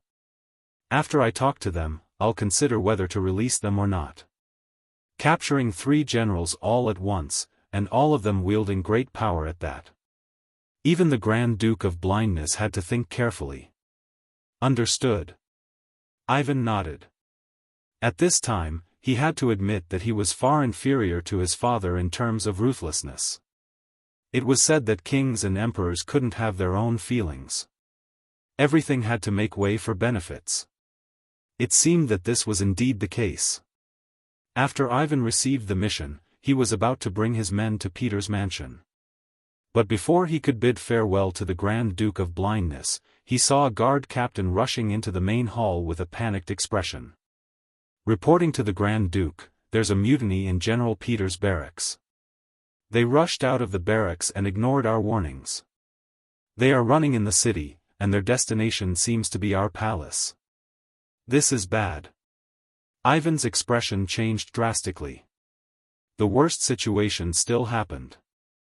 The blind Duke's face also became much gloomier at this moment. But he quickly returned to normal. "Don't be afraid, we'll deal with whatever comes our way.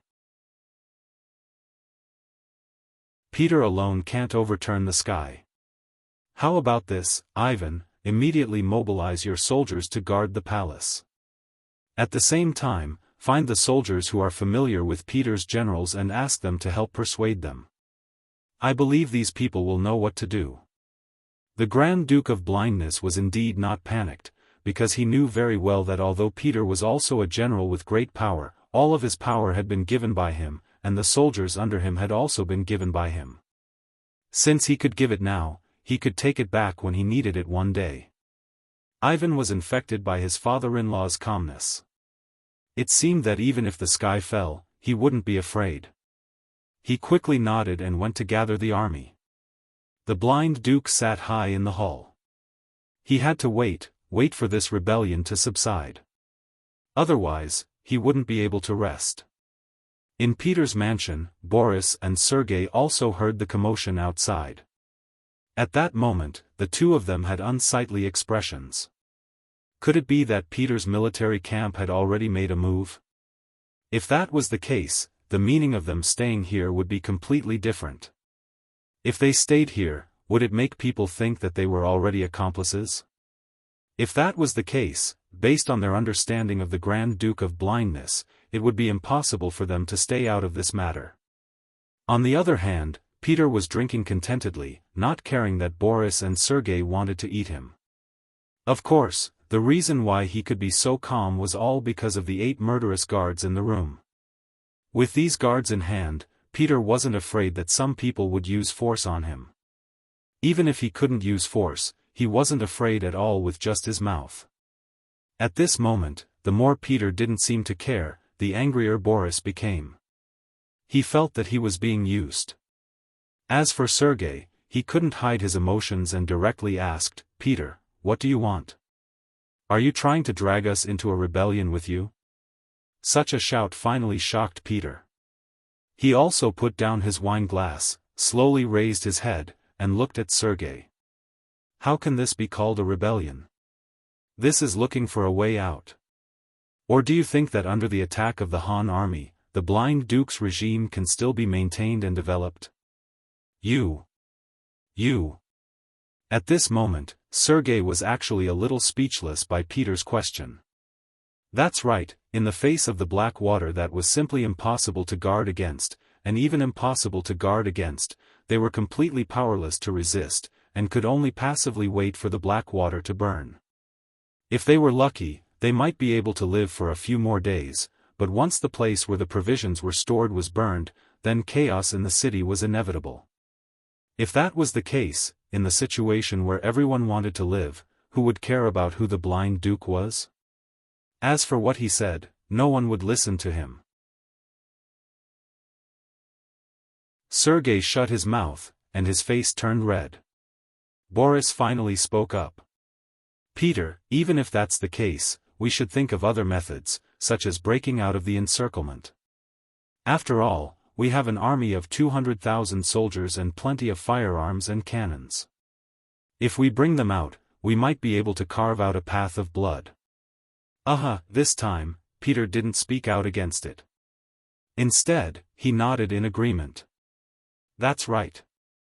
However, he did not know if General Boris had thought about the possibility of breaking out of the encirclement. Even if we break out, we still need someone to charge and cover the rear. If that's the case, how many of us can survive? I don't want to gamble on my luck. If I'm arranged to charge or cover the rear, I'm afraid it'll be too late to do anything. Boris, who originally wanted to say something, didn't say anything. With the Blind Duke's trust in him, he was confident that he wouldn't do those dangerous things. However, nothing was absolute. If he was really given such a dangerous mission, would he still be able to say no?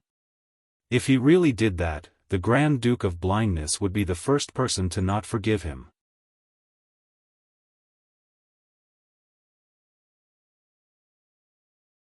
Chapter 1478. Thinking that this possibility was not impossible, Boris's face became a little ugly. Even he couldn't guarantee that he would be safe, let alone Peter and Sergei, whose status in the heart of the Grand Duke of Blindness was far inferior to him. It was no wonder that they would have such thoughts and actions. But no matter what, Boris still didn't want to do something like rebellion. After all, the Grand Duke of Blindness had treated him well over the years. He couldn't do something like betraying his benefactor. But how was he going to say it? As long as he said this, wouldn't it prove that he wasn't on the same side as them? If this was the case, then he didn't have to do anything next. Peter would let his guards kill him. Don't doubt if Peter dared to do this. He even dared to rebel. What else wouldn't he dare to do? The two of them suddenly stopped talking. Peter's face had a little more smile. He knew that he had only convinced the two of them initially, but it was still far from being able to do big things with them. So he changed his tone and said, "Brothers, now that things have come to this, I have no choice but to do this.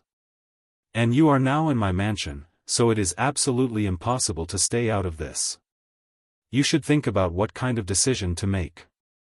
Time is of the essence, and there is not much time for us to hesitate and consider." Since the flag of rebellion had already been raised, they couldn't stop. Otherwise, they would be handing their lives over to others.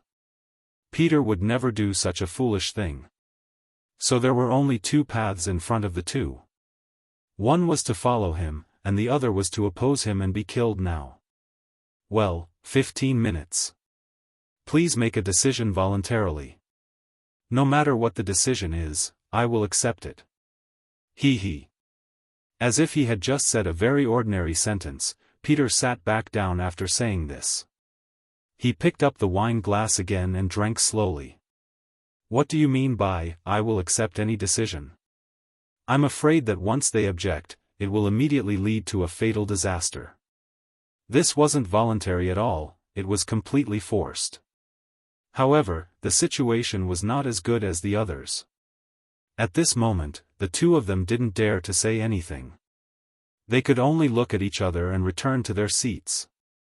The hall once again fell into silence. There was only the heavy breathing of the 8 blade-wielding bodyguards. A huge fire suddenly broke out in Moscow, and soon, the sky seemed to be burning red. Yang Chendong, who was outside the city, couldn't help but notice all of this. Yang Chendong was already asleep when he received the report from the Black Cavalry. By the time he put on his clothes, the fiery red area was getting bigger and bigger. Looking at all this, Beta Persei scratched his head. "Young master, don't tell me they're really fighting amongst themselves." Yang Chendong rolled his eyes at Beta Persei. "What do you mean by really fighting amongst themselves?" Looking at the situation, it's clearly fighting amongst themselves. Yang Chendong had already expected this result, but he didn't think it would come so quickly. After all, it was only 2 days of fire. For a huge city like Moscow, it wasn't a good thing at all. Who would have thought that the other party couldn't hold it in anymore? All of this should be the doing of that guy named Nevsky. It seems that the words he said to him that day really worked. If that's the case, then so be it. Anyway, they are all different races, and there is no lack of Rossi nationalists among them. If such people die, then they die. It has nothing to do with me. I just hope that more people can stay in the city. After all, if I want to build this place, I can't do without sufficient manpower. Let's go back and sleep. Yang Chendong turned around after thinking it through. He didn't put the fire in the city in his eyes at all. This matter won't end so quickly. Instead of paying attention to them, it would be more practical to inquire about how many tribes the world's best cavalry army has conquered and how many captives they have captured. In Yang Chendong's eyes, even if there was an internal conflict in Moscow, it wouldn't be resolved in a short time. Now was not the time to make a move. At this moment, in the city, 15 minutes had passed. Peter was looking at Boris and Sergei, waiting for them to make the final decision. "Time's up, generals, please make the final decision," Peter said unhurriedly. Peter spoke unhurriedly, but the 8 guards beside him were already sharpening their swords, as if they would immediately turn on each other if they made the wrong choice. The 2 generals didn't look too good at Peter's pressing. In such a situation, no matter what decision they made, they would feel threatened. However, this was the truth, and they couldn't resist. The more careless Peter was, the more they could feel the murderous intent behind him. Forget it, since we are going to die anyway, we might as well fight it out. But I don't know if the Han army will accept our surrender. Finally, General Sergei couldn't remain calm and made a choice. Hearing this answer, Peter was very happy. Brother Xia, don't worry, the Han army has already contacted us. They said that as long as we can bring the heads of the blind Duke and Ivan to them, not only will our safety be guaranteed, we will also be able to keep a part of our property. You actually contacted the Han army in advance? This can't be fake, right? At this moment, even Boris was a little moved. He couldn't believe that Peter was so well prepared. However, he didn't seem to have any opportunity to contact the Han army. Don't tell me he's lying. Peter naturally heard the suspicion in Boris's voice. He knew that if he didn't explain things clearly, he wouldn't be able to convince the two of them. After thinking for a while, he told them about how Nevikov went to the Han army camp as a peace negotiator and discussed the terms of surrender with the other side. So it's like that? Hearing that it was done by Nikev, Boris really believed it. According to his understanding, Nikev was definitely capable of doing such a thing. He was living under someone else's roof, and he was so well prepared. Considering that the blind Duke had prepared an escape route without informing him, the choice he should make was very clear. He didn't seem to have any other choice. Okay, if that's the case, I will listen to General Peter. Boris finally nodded. At this moment, Peter couldn't help but breathe a sigh of relief. He was really afraid of making a move against the #1 general of the Ross Duchy. The other party's influence in the army was too great. If he couldn't be friends, then he could only be killed. He definitely couldn't be an enemy.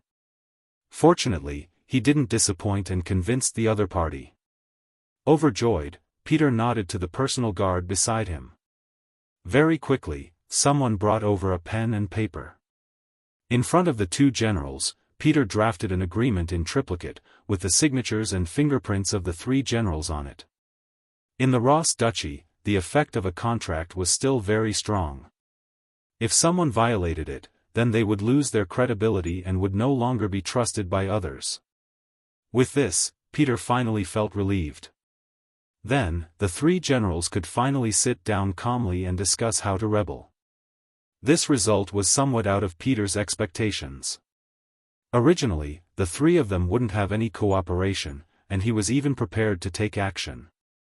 He didn't expect that they would actually choose to rebel with him. This was something he didn't even dare to think about before. He didn't know that everyone had a desire to live.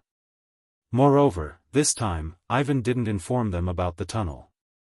This was enough to prove that when Ivan really wanted to leave, he might not necessarily bring them along. Since Ivan had already abandoned them, why should they stick their hot face to some cold ass? In any case, the three generals sat down together and quickly came up with a plan. Time waits for no one. The situation outside was getting more and more chaotic. Who knew what would happen as time passed? Moreover, the blind Duke ruled the Rossi duchies. How could he be so easy to deal with? How could they not defeat him quickly? Accidents could happen at any time. In less than half an hour, the two generals left Peter's mansion. On the street, they saw the corpses on the ground. Judging from the clothes of those people, they should be the soldiers under Ivan. These people were obviously killed by Peter's soldiers. The civil war had already begun. Under Peter's arrangements, the troops sent by Ivan to capture the three generals were all intercepted outside the mansion. This also indicated that the conflict would escalate. If they didn't fight to the death, it would be impossible to stop the war, and there would be no result. At this time, outside the palace, the sounds of killing were also incessant. West Delhi led a group of soldiers to launch fierce attacks again and again. It was just that the palace had long been on guard against outsiders, and the defense of the palace was so tight that it wasn't easy to take it down. In this terrain that was easy to defend and difficult to attack, Ivan's army had also been mobilized. Together with the palace guards, they put a lot of pressure on West Delhi, and the latter's casualties began to increase. "General, this won't do. The city walls are high and the arrows are sharp. Thousands of our brothers have already died." Seeing wave after wave of soldiers charging forward and then falling down in groups, and seeing their comrades who were talking to them a moment ago turn into corpses, many of the young generals had anxious looks on their faces. There were even some who began to waver in their hearts. They were already considering whether what they were doing was right or wrong. Right now, they were only facing Ivan's army and the palace guards. Once Boris and Sergei's armies joined in and began to surround them, the final result would most likely be defeat and death. As a rebel, one didn't even need to think to know what the consequences would be. "We can't retreat. We have to believe in the general." West Delhi shook his head firmly as the commander of the front line. However, the look of anticipation in his eyes from time to time betrayed his heart. He believed in General Peter, but how long had it been? Why didn't the general show up?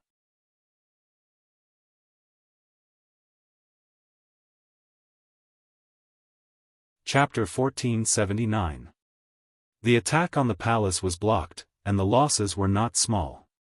Ivan, who was in charge of guarding the palace, relaxed a lot. "Men, go and tell them that we are only the leaders. As long as they are willing to lay down their weapons, they can be spared. Young master, they are rebels." Hearing that Ivan wanted to spare the rebellious soldiers, the young general beside him was puzzled. "Just carry out the order." Ivan shook his head. He did not care about the young generals. This was just a matter of convenience. What he wanted now was only victory. Once he dealt with Peter, the city would be quiet again. He would continue to dig the tunnel and leave. At that time, he would leave these people in the city and wait for the Han army to deal with them. What did it have to do with him whether they lived or died? Ivan had given a death order, and his subordinates had no choice but to carry it out. Such shouts quickly spread out from the palace. As soon as the shouts of "execute the leader and disregard the accomplices" rang out, the already low morale of the young generals and soldiers who already had their own ideas slowed down even more, making it clear that they were only doing their job without putting in any effort. Perhaps at this time, as long as someone stood up, these soldiers would turn around and kill Sidra instead of attacking the palace. The situation was critical. Seeing that another rebellion was about to happen, and even a few young generals were looking at Sidra with unfriendly gazes, a large group of White Russian soldiers rushed over from outside the palace. Before they arrived, their voices were heard. "Someone has confused the blind duke and killed their way into the palace to clean up the emperor's subordinates." The people who came were the subordinates of Boris and Sergei. Although they did not directly say that they were rebelling, the words, "clean up the emperor's subordinates," were enough to prove their position. At some point, Peter had already arrived at the front line and came to Sidra's side. His expression was very calm. "Don't panic. They are here to support us. Continue to attack." Peter's appearance was undoubtedly a stabilizing force, causing the commotion in the army to stop. Everyone did not have any other thoughts. They cooperated with the other two armies and attacked the palace again. This time, it was not just two armies that came. At the same time, there were also some cannons that were hurriedly transported over. Facing the high walls of the palace, their plan was to use the cannons to create an opening and then win with superior numbers. The appearance of the cannons boosted the morale of the soldiers. They wouldn't have to risk their lives anymore. As long as the walls of the palace were breached, they would have many more opportunities. At that time, it would be the time for them to utilize the advantages of infantry and close combat. With the reinforcements, the morale of the rebel army soared. On the other hand, the situation of the White Russian army in the palace became dangerous. When the blind Grand Duke learned that Boris and Sergei had betrayed him, he finally lost his temper. He smashed an expensive porcelain on the table in front of him and threw it to the ground. Ivan, who was standing below, was also full of regret. At the end of the day, this matter was still caused by him. If he hadn't secretly dug the tunnel and was caught, this wouldn't have happened. "Father-in-law, I want to leave the palace and have a chat with the two generals," Ivan said as if he had made a decision. He only mentioned the two generals. Obviously, he had pushed Peter away, which proved that he did not intend to forgive this person. No. How could the blind Grand Duke not know what Ivan meant? But did he really think that Boris and Sergei were so easy to talk to? At this point, taking the initiative to talk to them was tantamount to sending a sheep into a tiger's mouth. He was afraid that he wouldn't be able to come back easily. The blind Grand Duke was old. He would rather take the risk himself than let his son do this. "Ivan, the future of the Russian Empire will be in your hands. No matter what, nothing can happen to you. You carry our hope for the future. How about this, immediately arrange for people to break out. As long as you break out of the palace, find a place to hide in the city. Remember, you must not be found. Then, I can die in peace. Father-in-law." At this moment, the tears in Ivan's eyes finally flowed down uncontrollably. "Okay, go and prepare. Take advantage of the darkness to break out." The blind Grand Duke waved his hand with a trace of pity on his face. After leaving this time, he really didn't know when they would meet again. "Father-in-law." After Ivan shouted again, he knelt down in front of the blind Grand Duke. This kneeling was also out of reluctance, but more of gratitude. Go. Remember, don't be so willful in the future," the blind Grand Duke said with a forced smile. When Ivan heard this, he couldn't stop crying.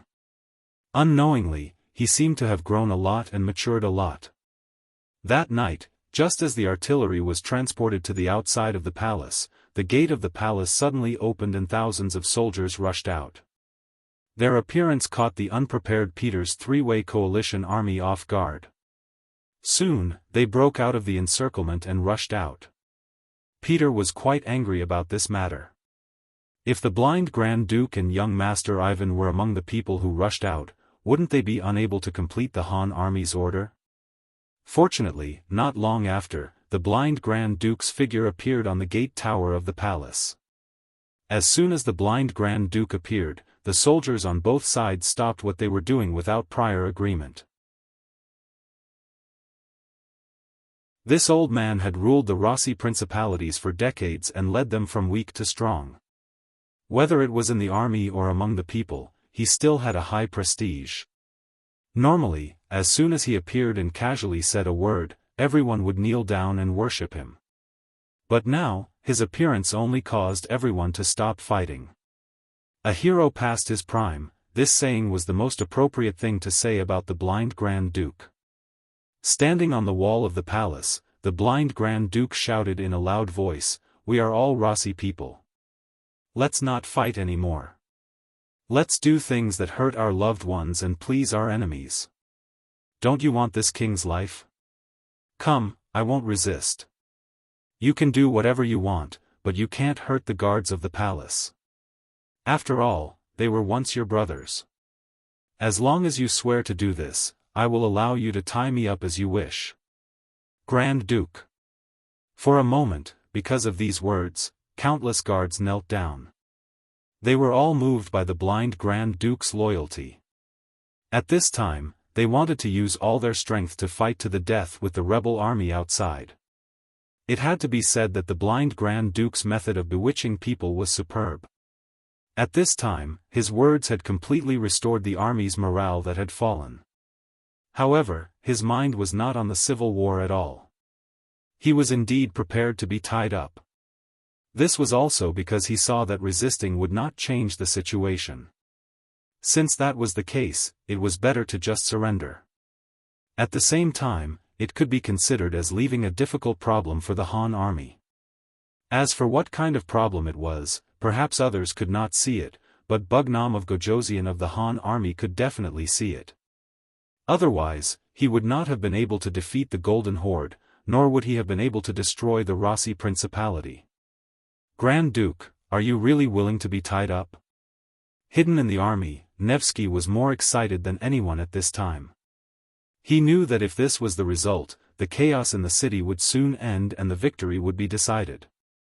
But if he did not surrender, with the support that the blind Grand Duke had gathered over the years, who knew how long it would take to win and what kind of price he would have to pay?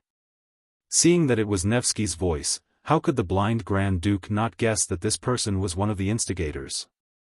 However, he did not have any hatred at this time. Such a small character would not be in his eyes.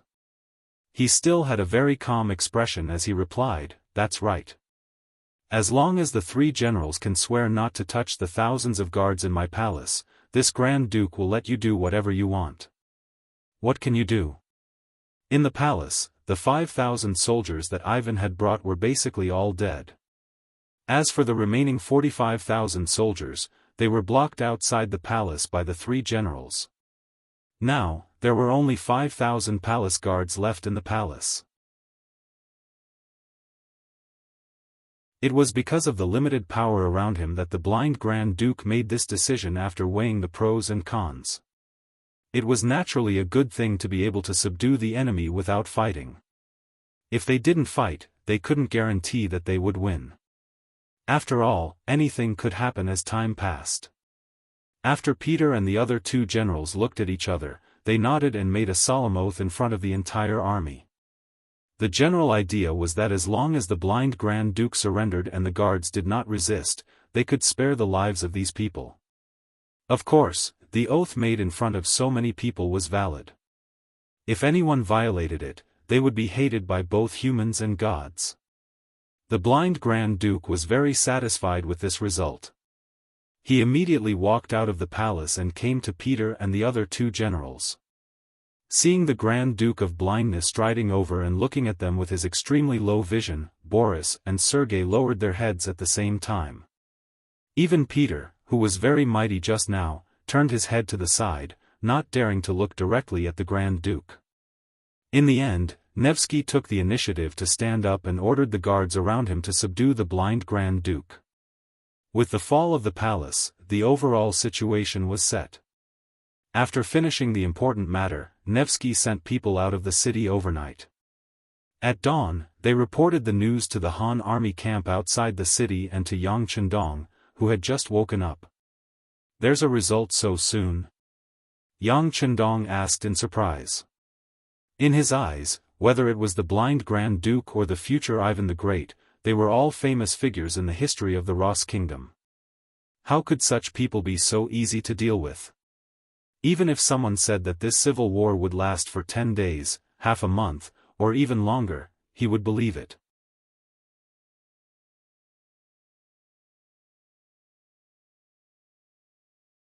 Chapter 1480. Yes, the messenger sent by Nevsky said that the blind Grand Duke took the initiative to be captured, and the palace was also captured. Now the entire city of Moscow is waiting for our army to take over. Only young Master Ifan managed to escape, but he will still be in the city. They will definitely be able to find him. Young Heir added from the side.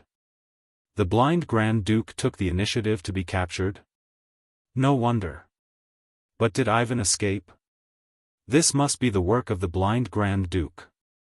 Yang Chendong smiled after listening. That's right. If someone said that a general in the Nevsky army could take down the blind Grand Duke and his son, then he wouldn't believe it. Young master, what should we do next? Beta Persei had long been accustomed to Yang Chendong talking to himself, and he had long dispelled his curiosity. What he wanted to ask now was what to do next. What else can we do? As long as Ivan is still in the city, we are not afraid of not being able to find him.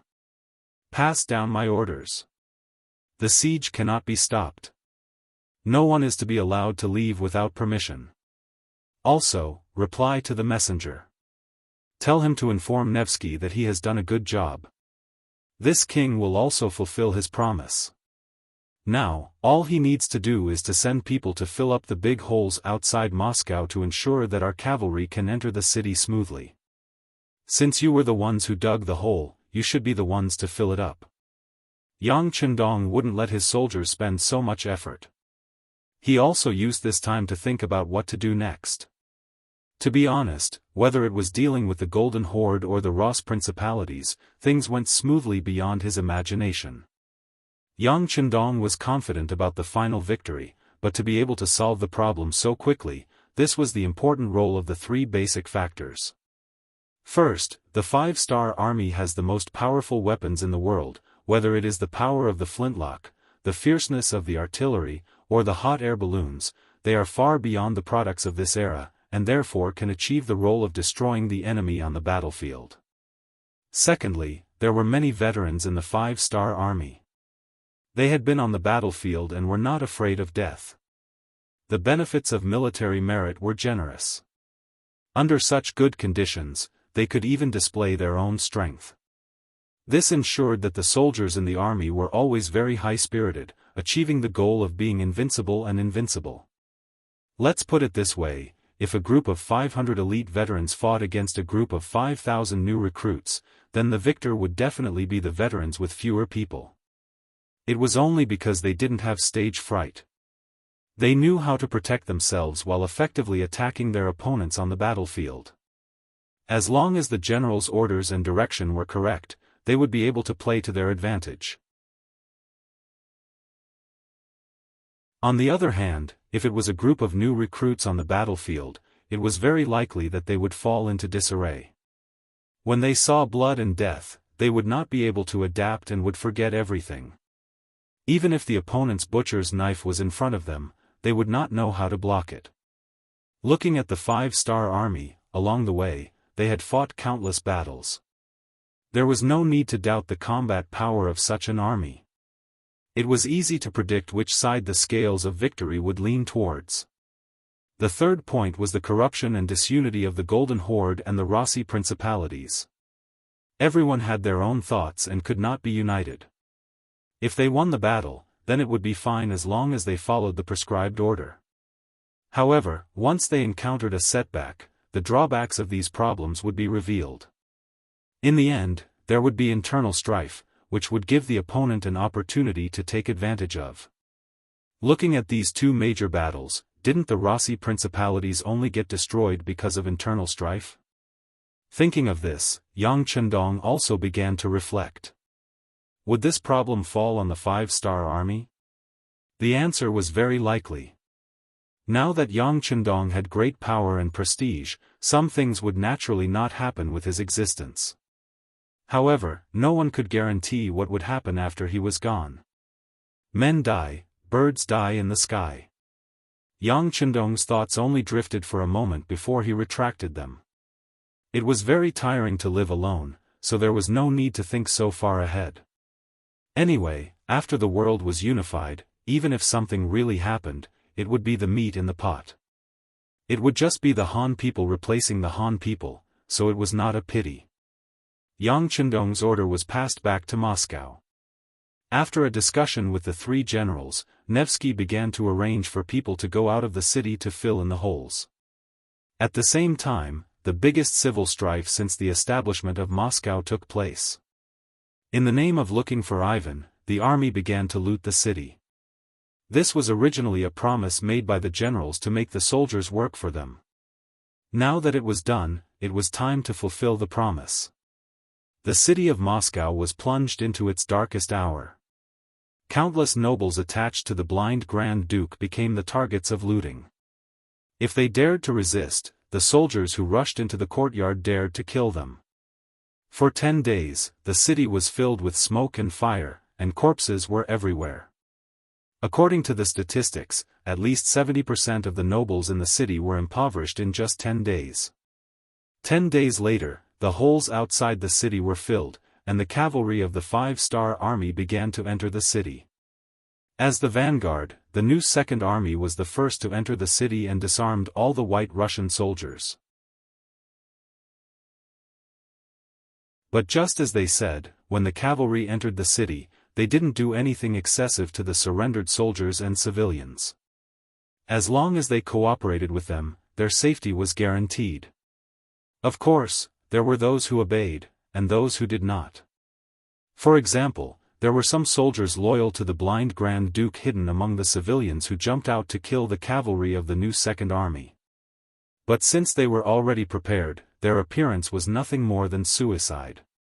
Before entering the city, Yang Chendong had already given orders. Although Moscow had fallen, there were still many opposing forces in the city. So unless everyone in the city was evacuated, the danger would not be eliminated. Killing intent could appear at any time, and fighting could happen again at any time.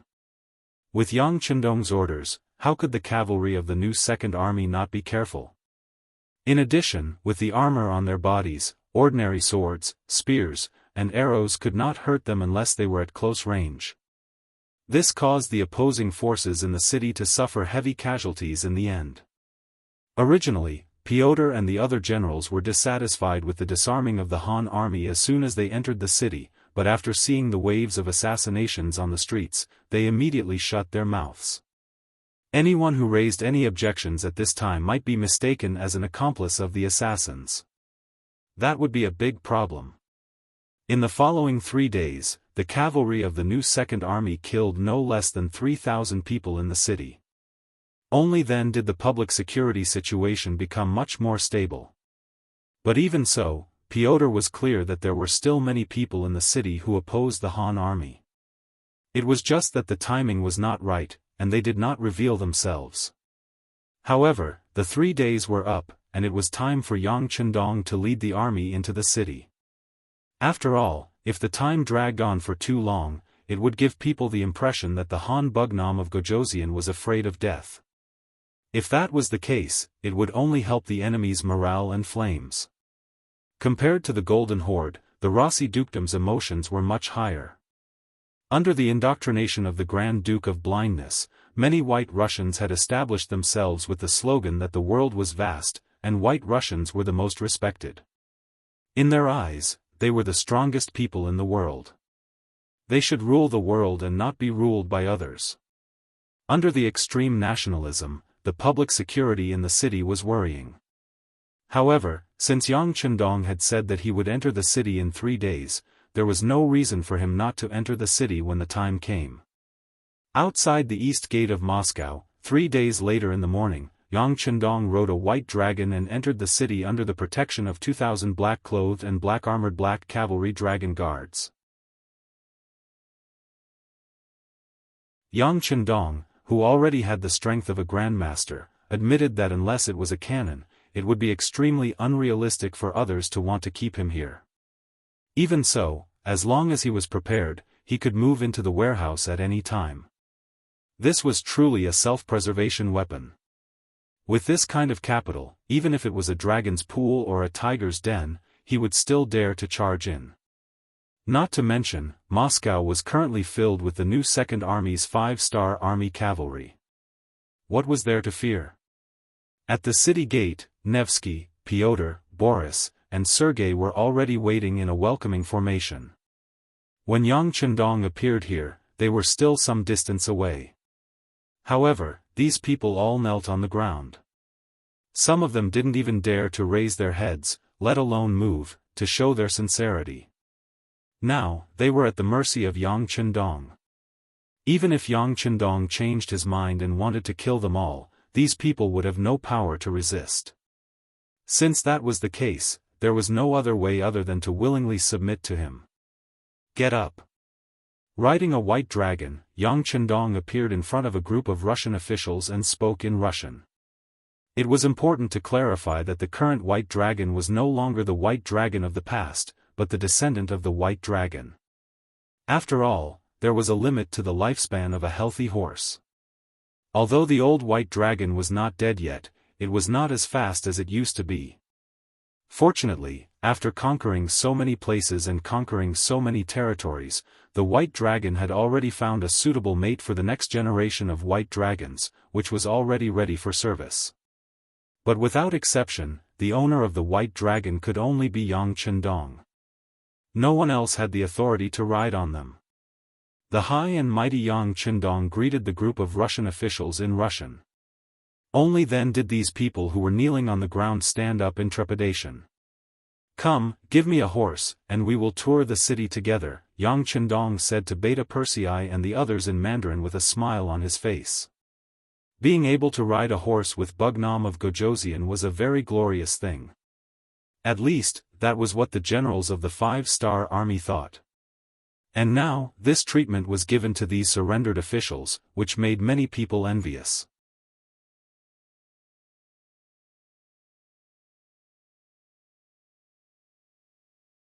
Chapter 1481.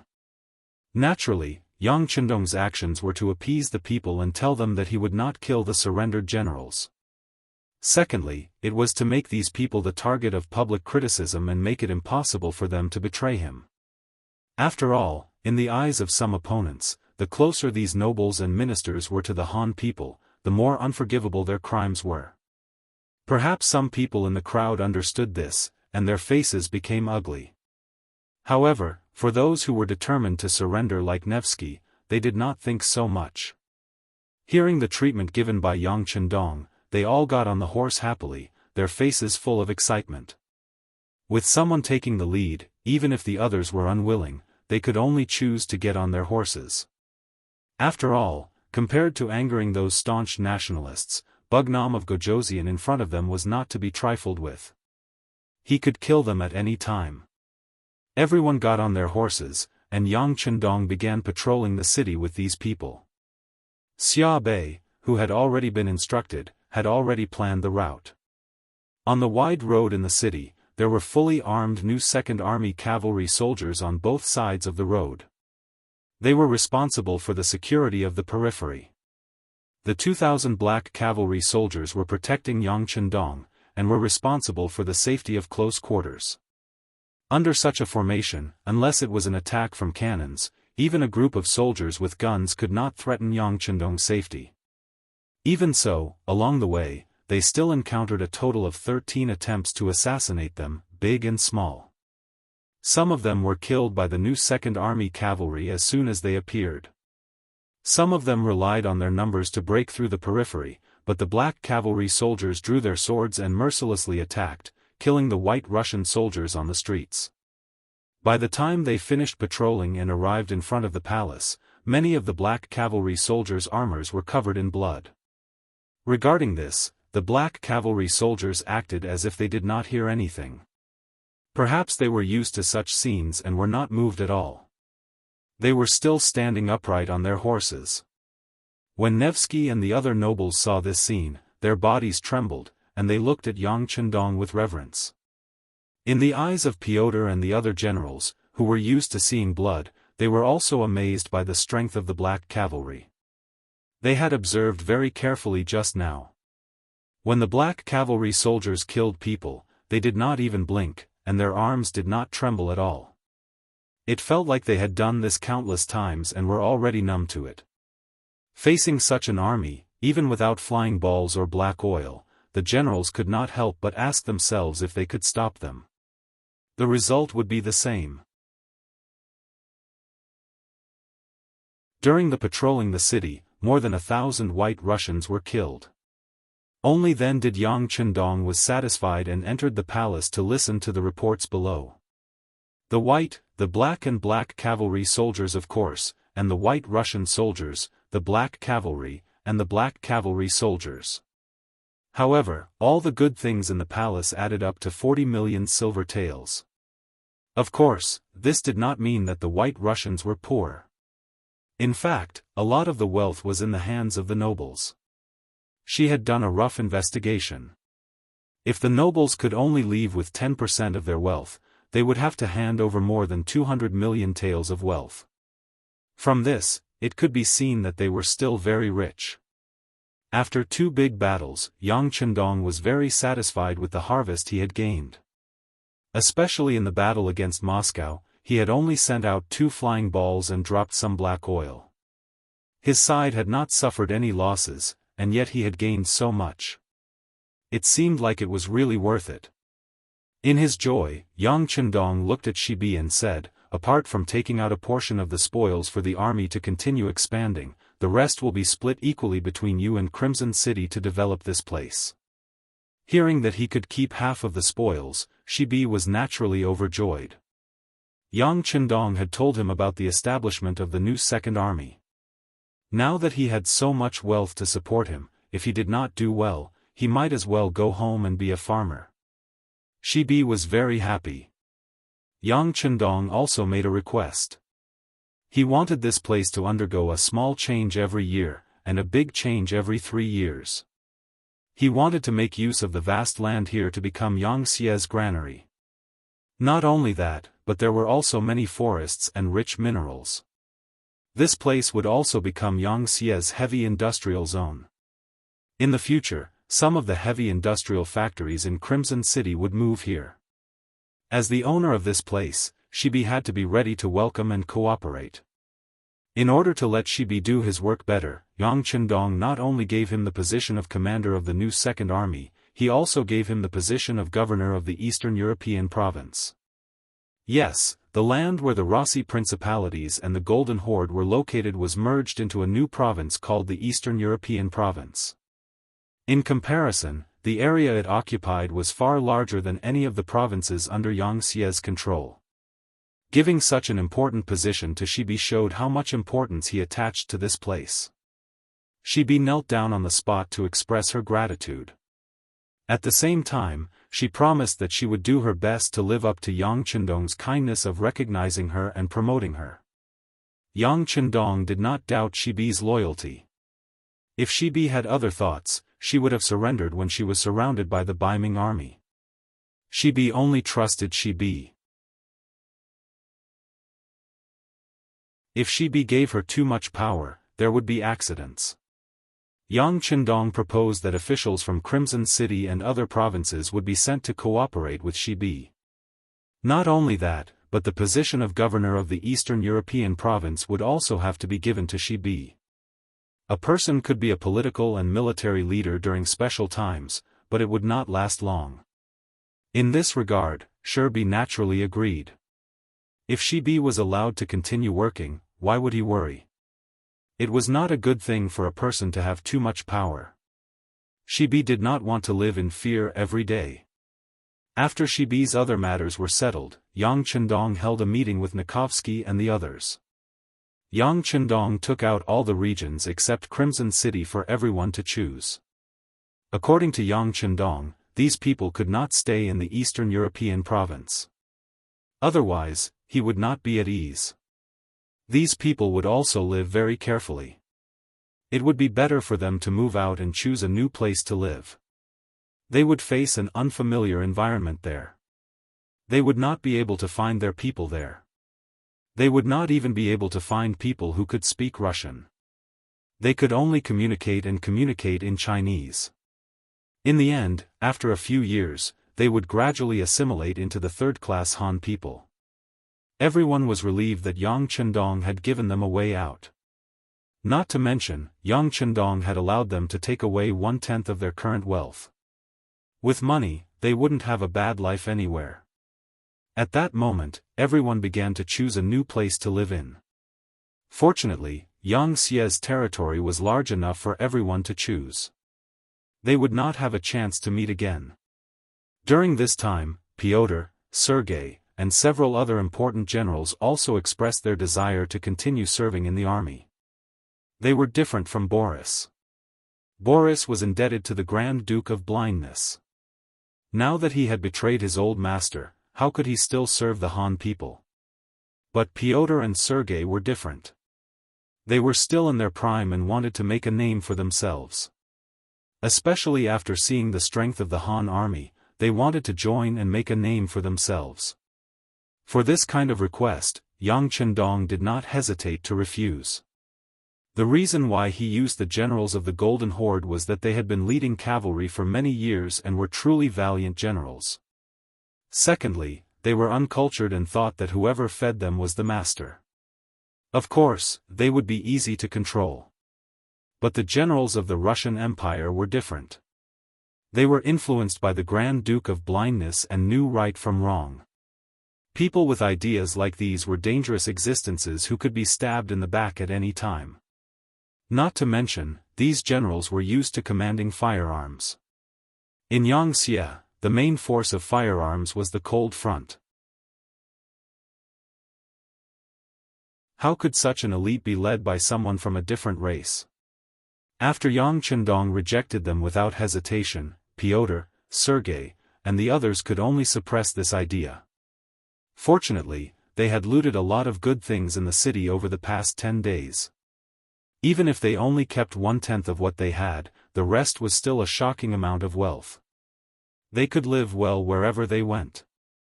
After making arrangements for the higher-ups of the Russian Empire, the Grand Duke of Blindness, who was detained in the prison, was brought out and sent to the main hall that he used to lead. The difference was that he was no longer the master of the main hall. Instead, he was a prisoner. Considering that the Grand Duke of Blindness had poor eyesight, Yang Chendong deliberately arranged for him to sit 2 steps in front of him. The old man and the young man looked at each other, sizing each other up. In his previous life, Yang Chendong had dealt with a lot of Russians. Most of them were fond of wine, greedy, and terrifyingly arrogant. Although the country's economy was not doing well, the weapons they produced were even feared by developed countries. In the common words of the common people, they were a fighting nation. Yang Chendong made the first move, taking advantage of the fact that the other party had yet to gain momentum to destroy them. He effectively suppressed the other party's development and also trampled on the other party's arrogant mentality, making it worthless. Now that he was the victor, Yang Chendong did not stop him from observing the Grand Duke of Blindness, who was a very important figure in Russian history. The Grand Duke of Blindness was also sizing up Yang Chendong. Although his eyesight was very limited, he was relying on his conscience. After a few observations, he could not help but sigh. This Han man, who was more than 20 years younger than him, gave him a feeling of invincibility. You're tuning in to the Unparalleled SwordWill YouTube channel. Don't forget to subscribe and join us on this journey to catch the most captivating stories.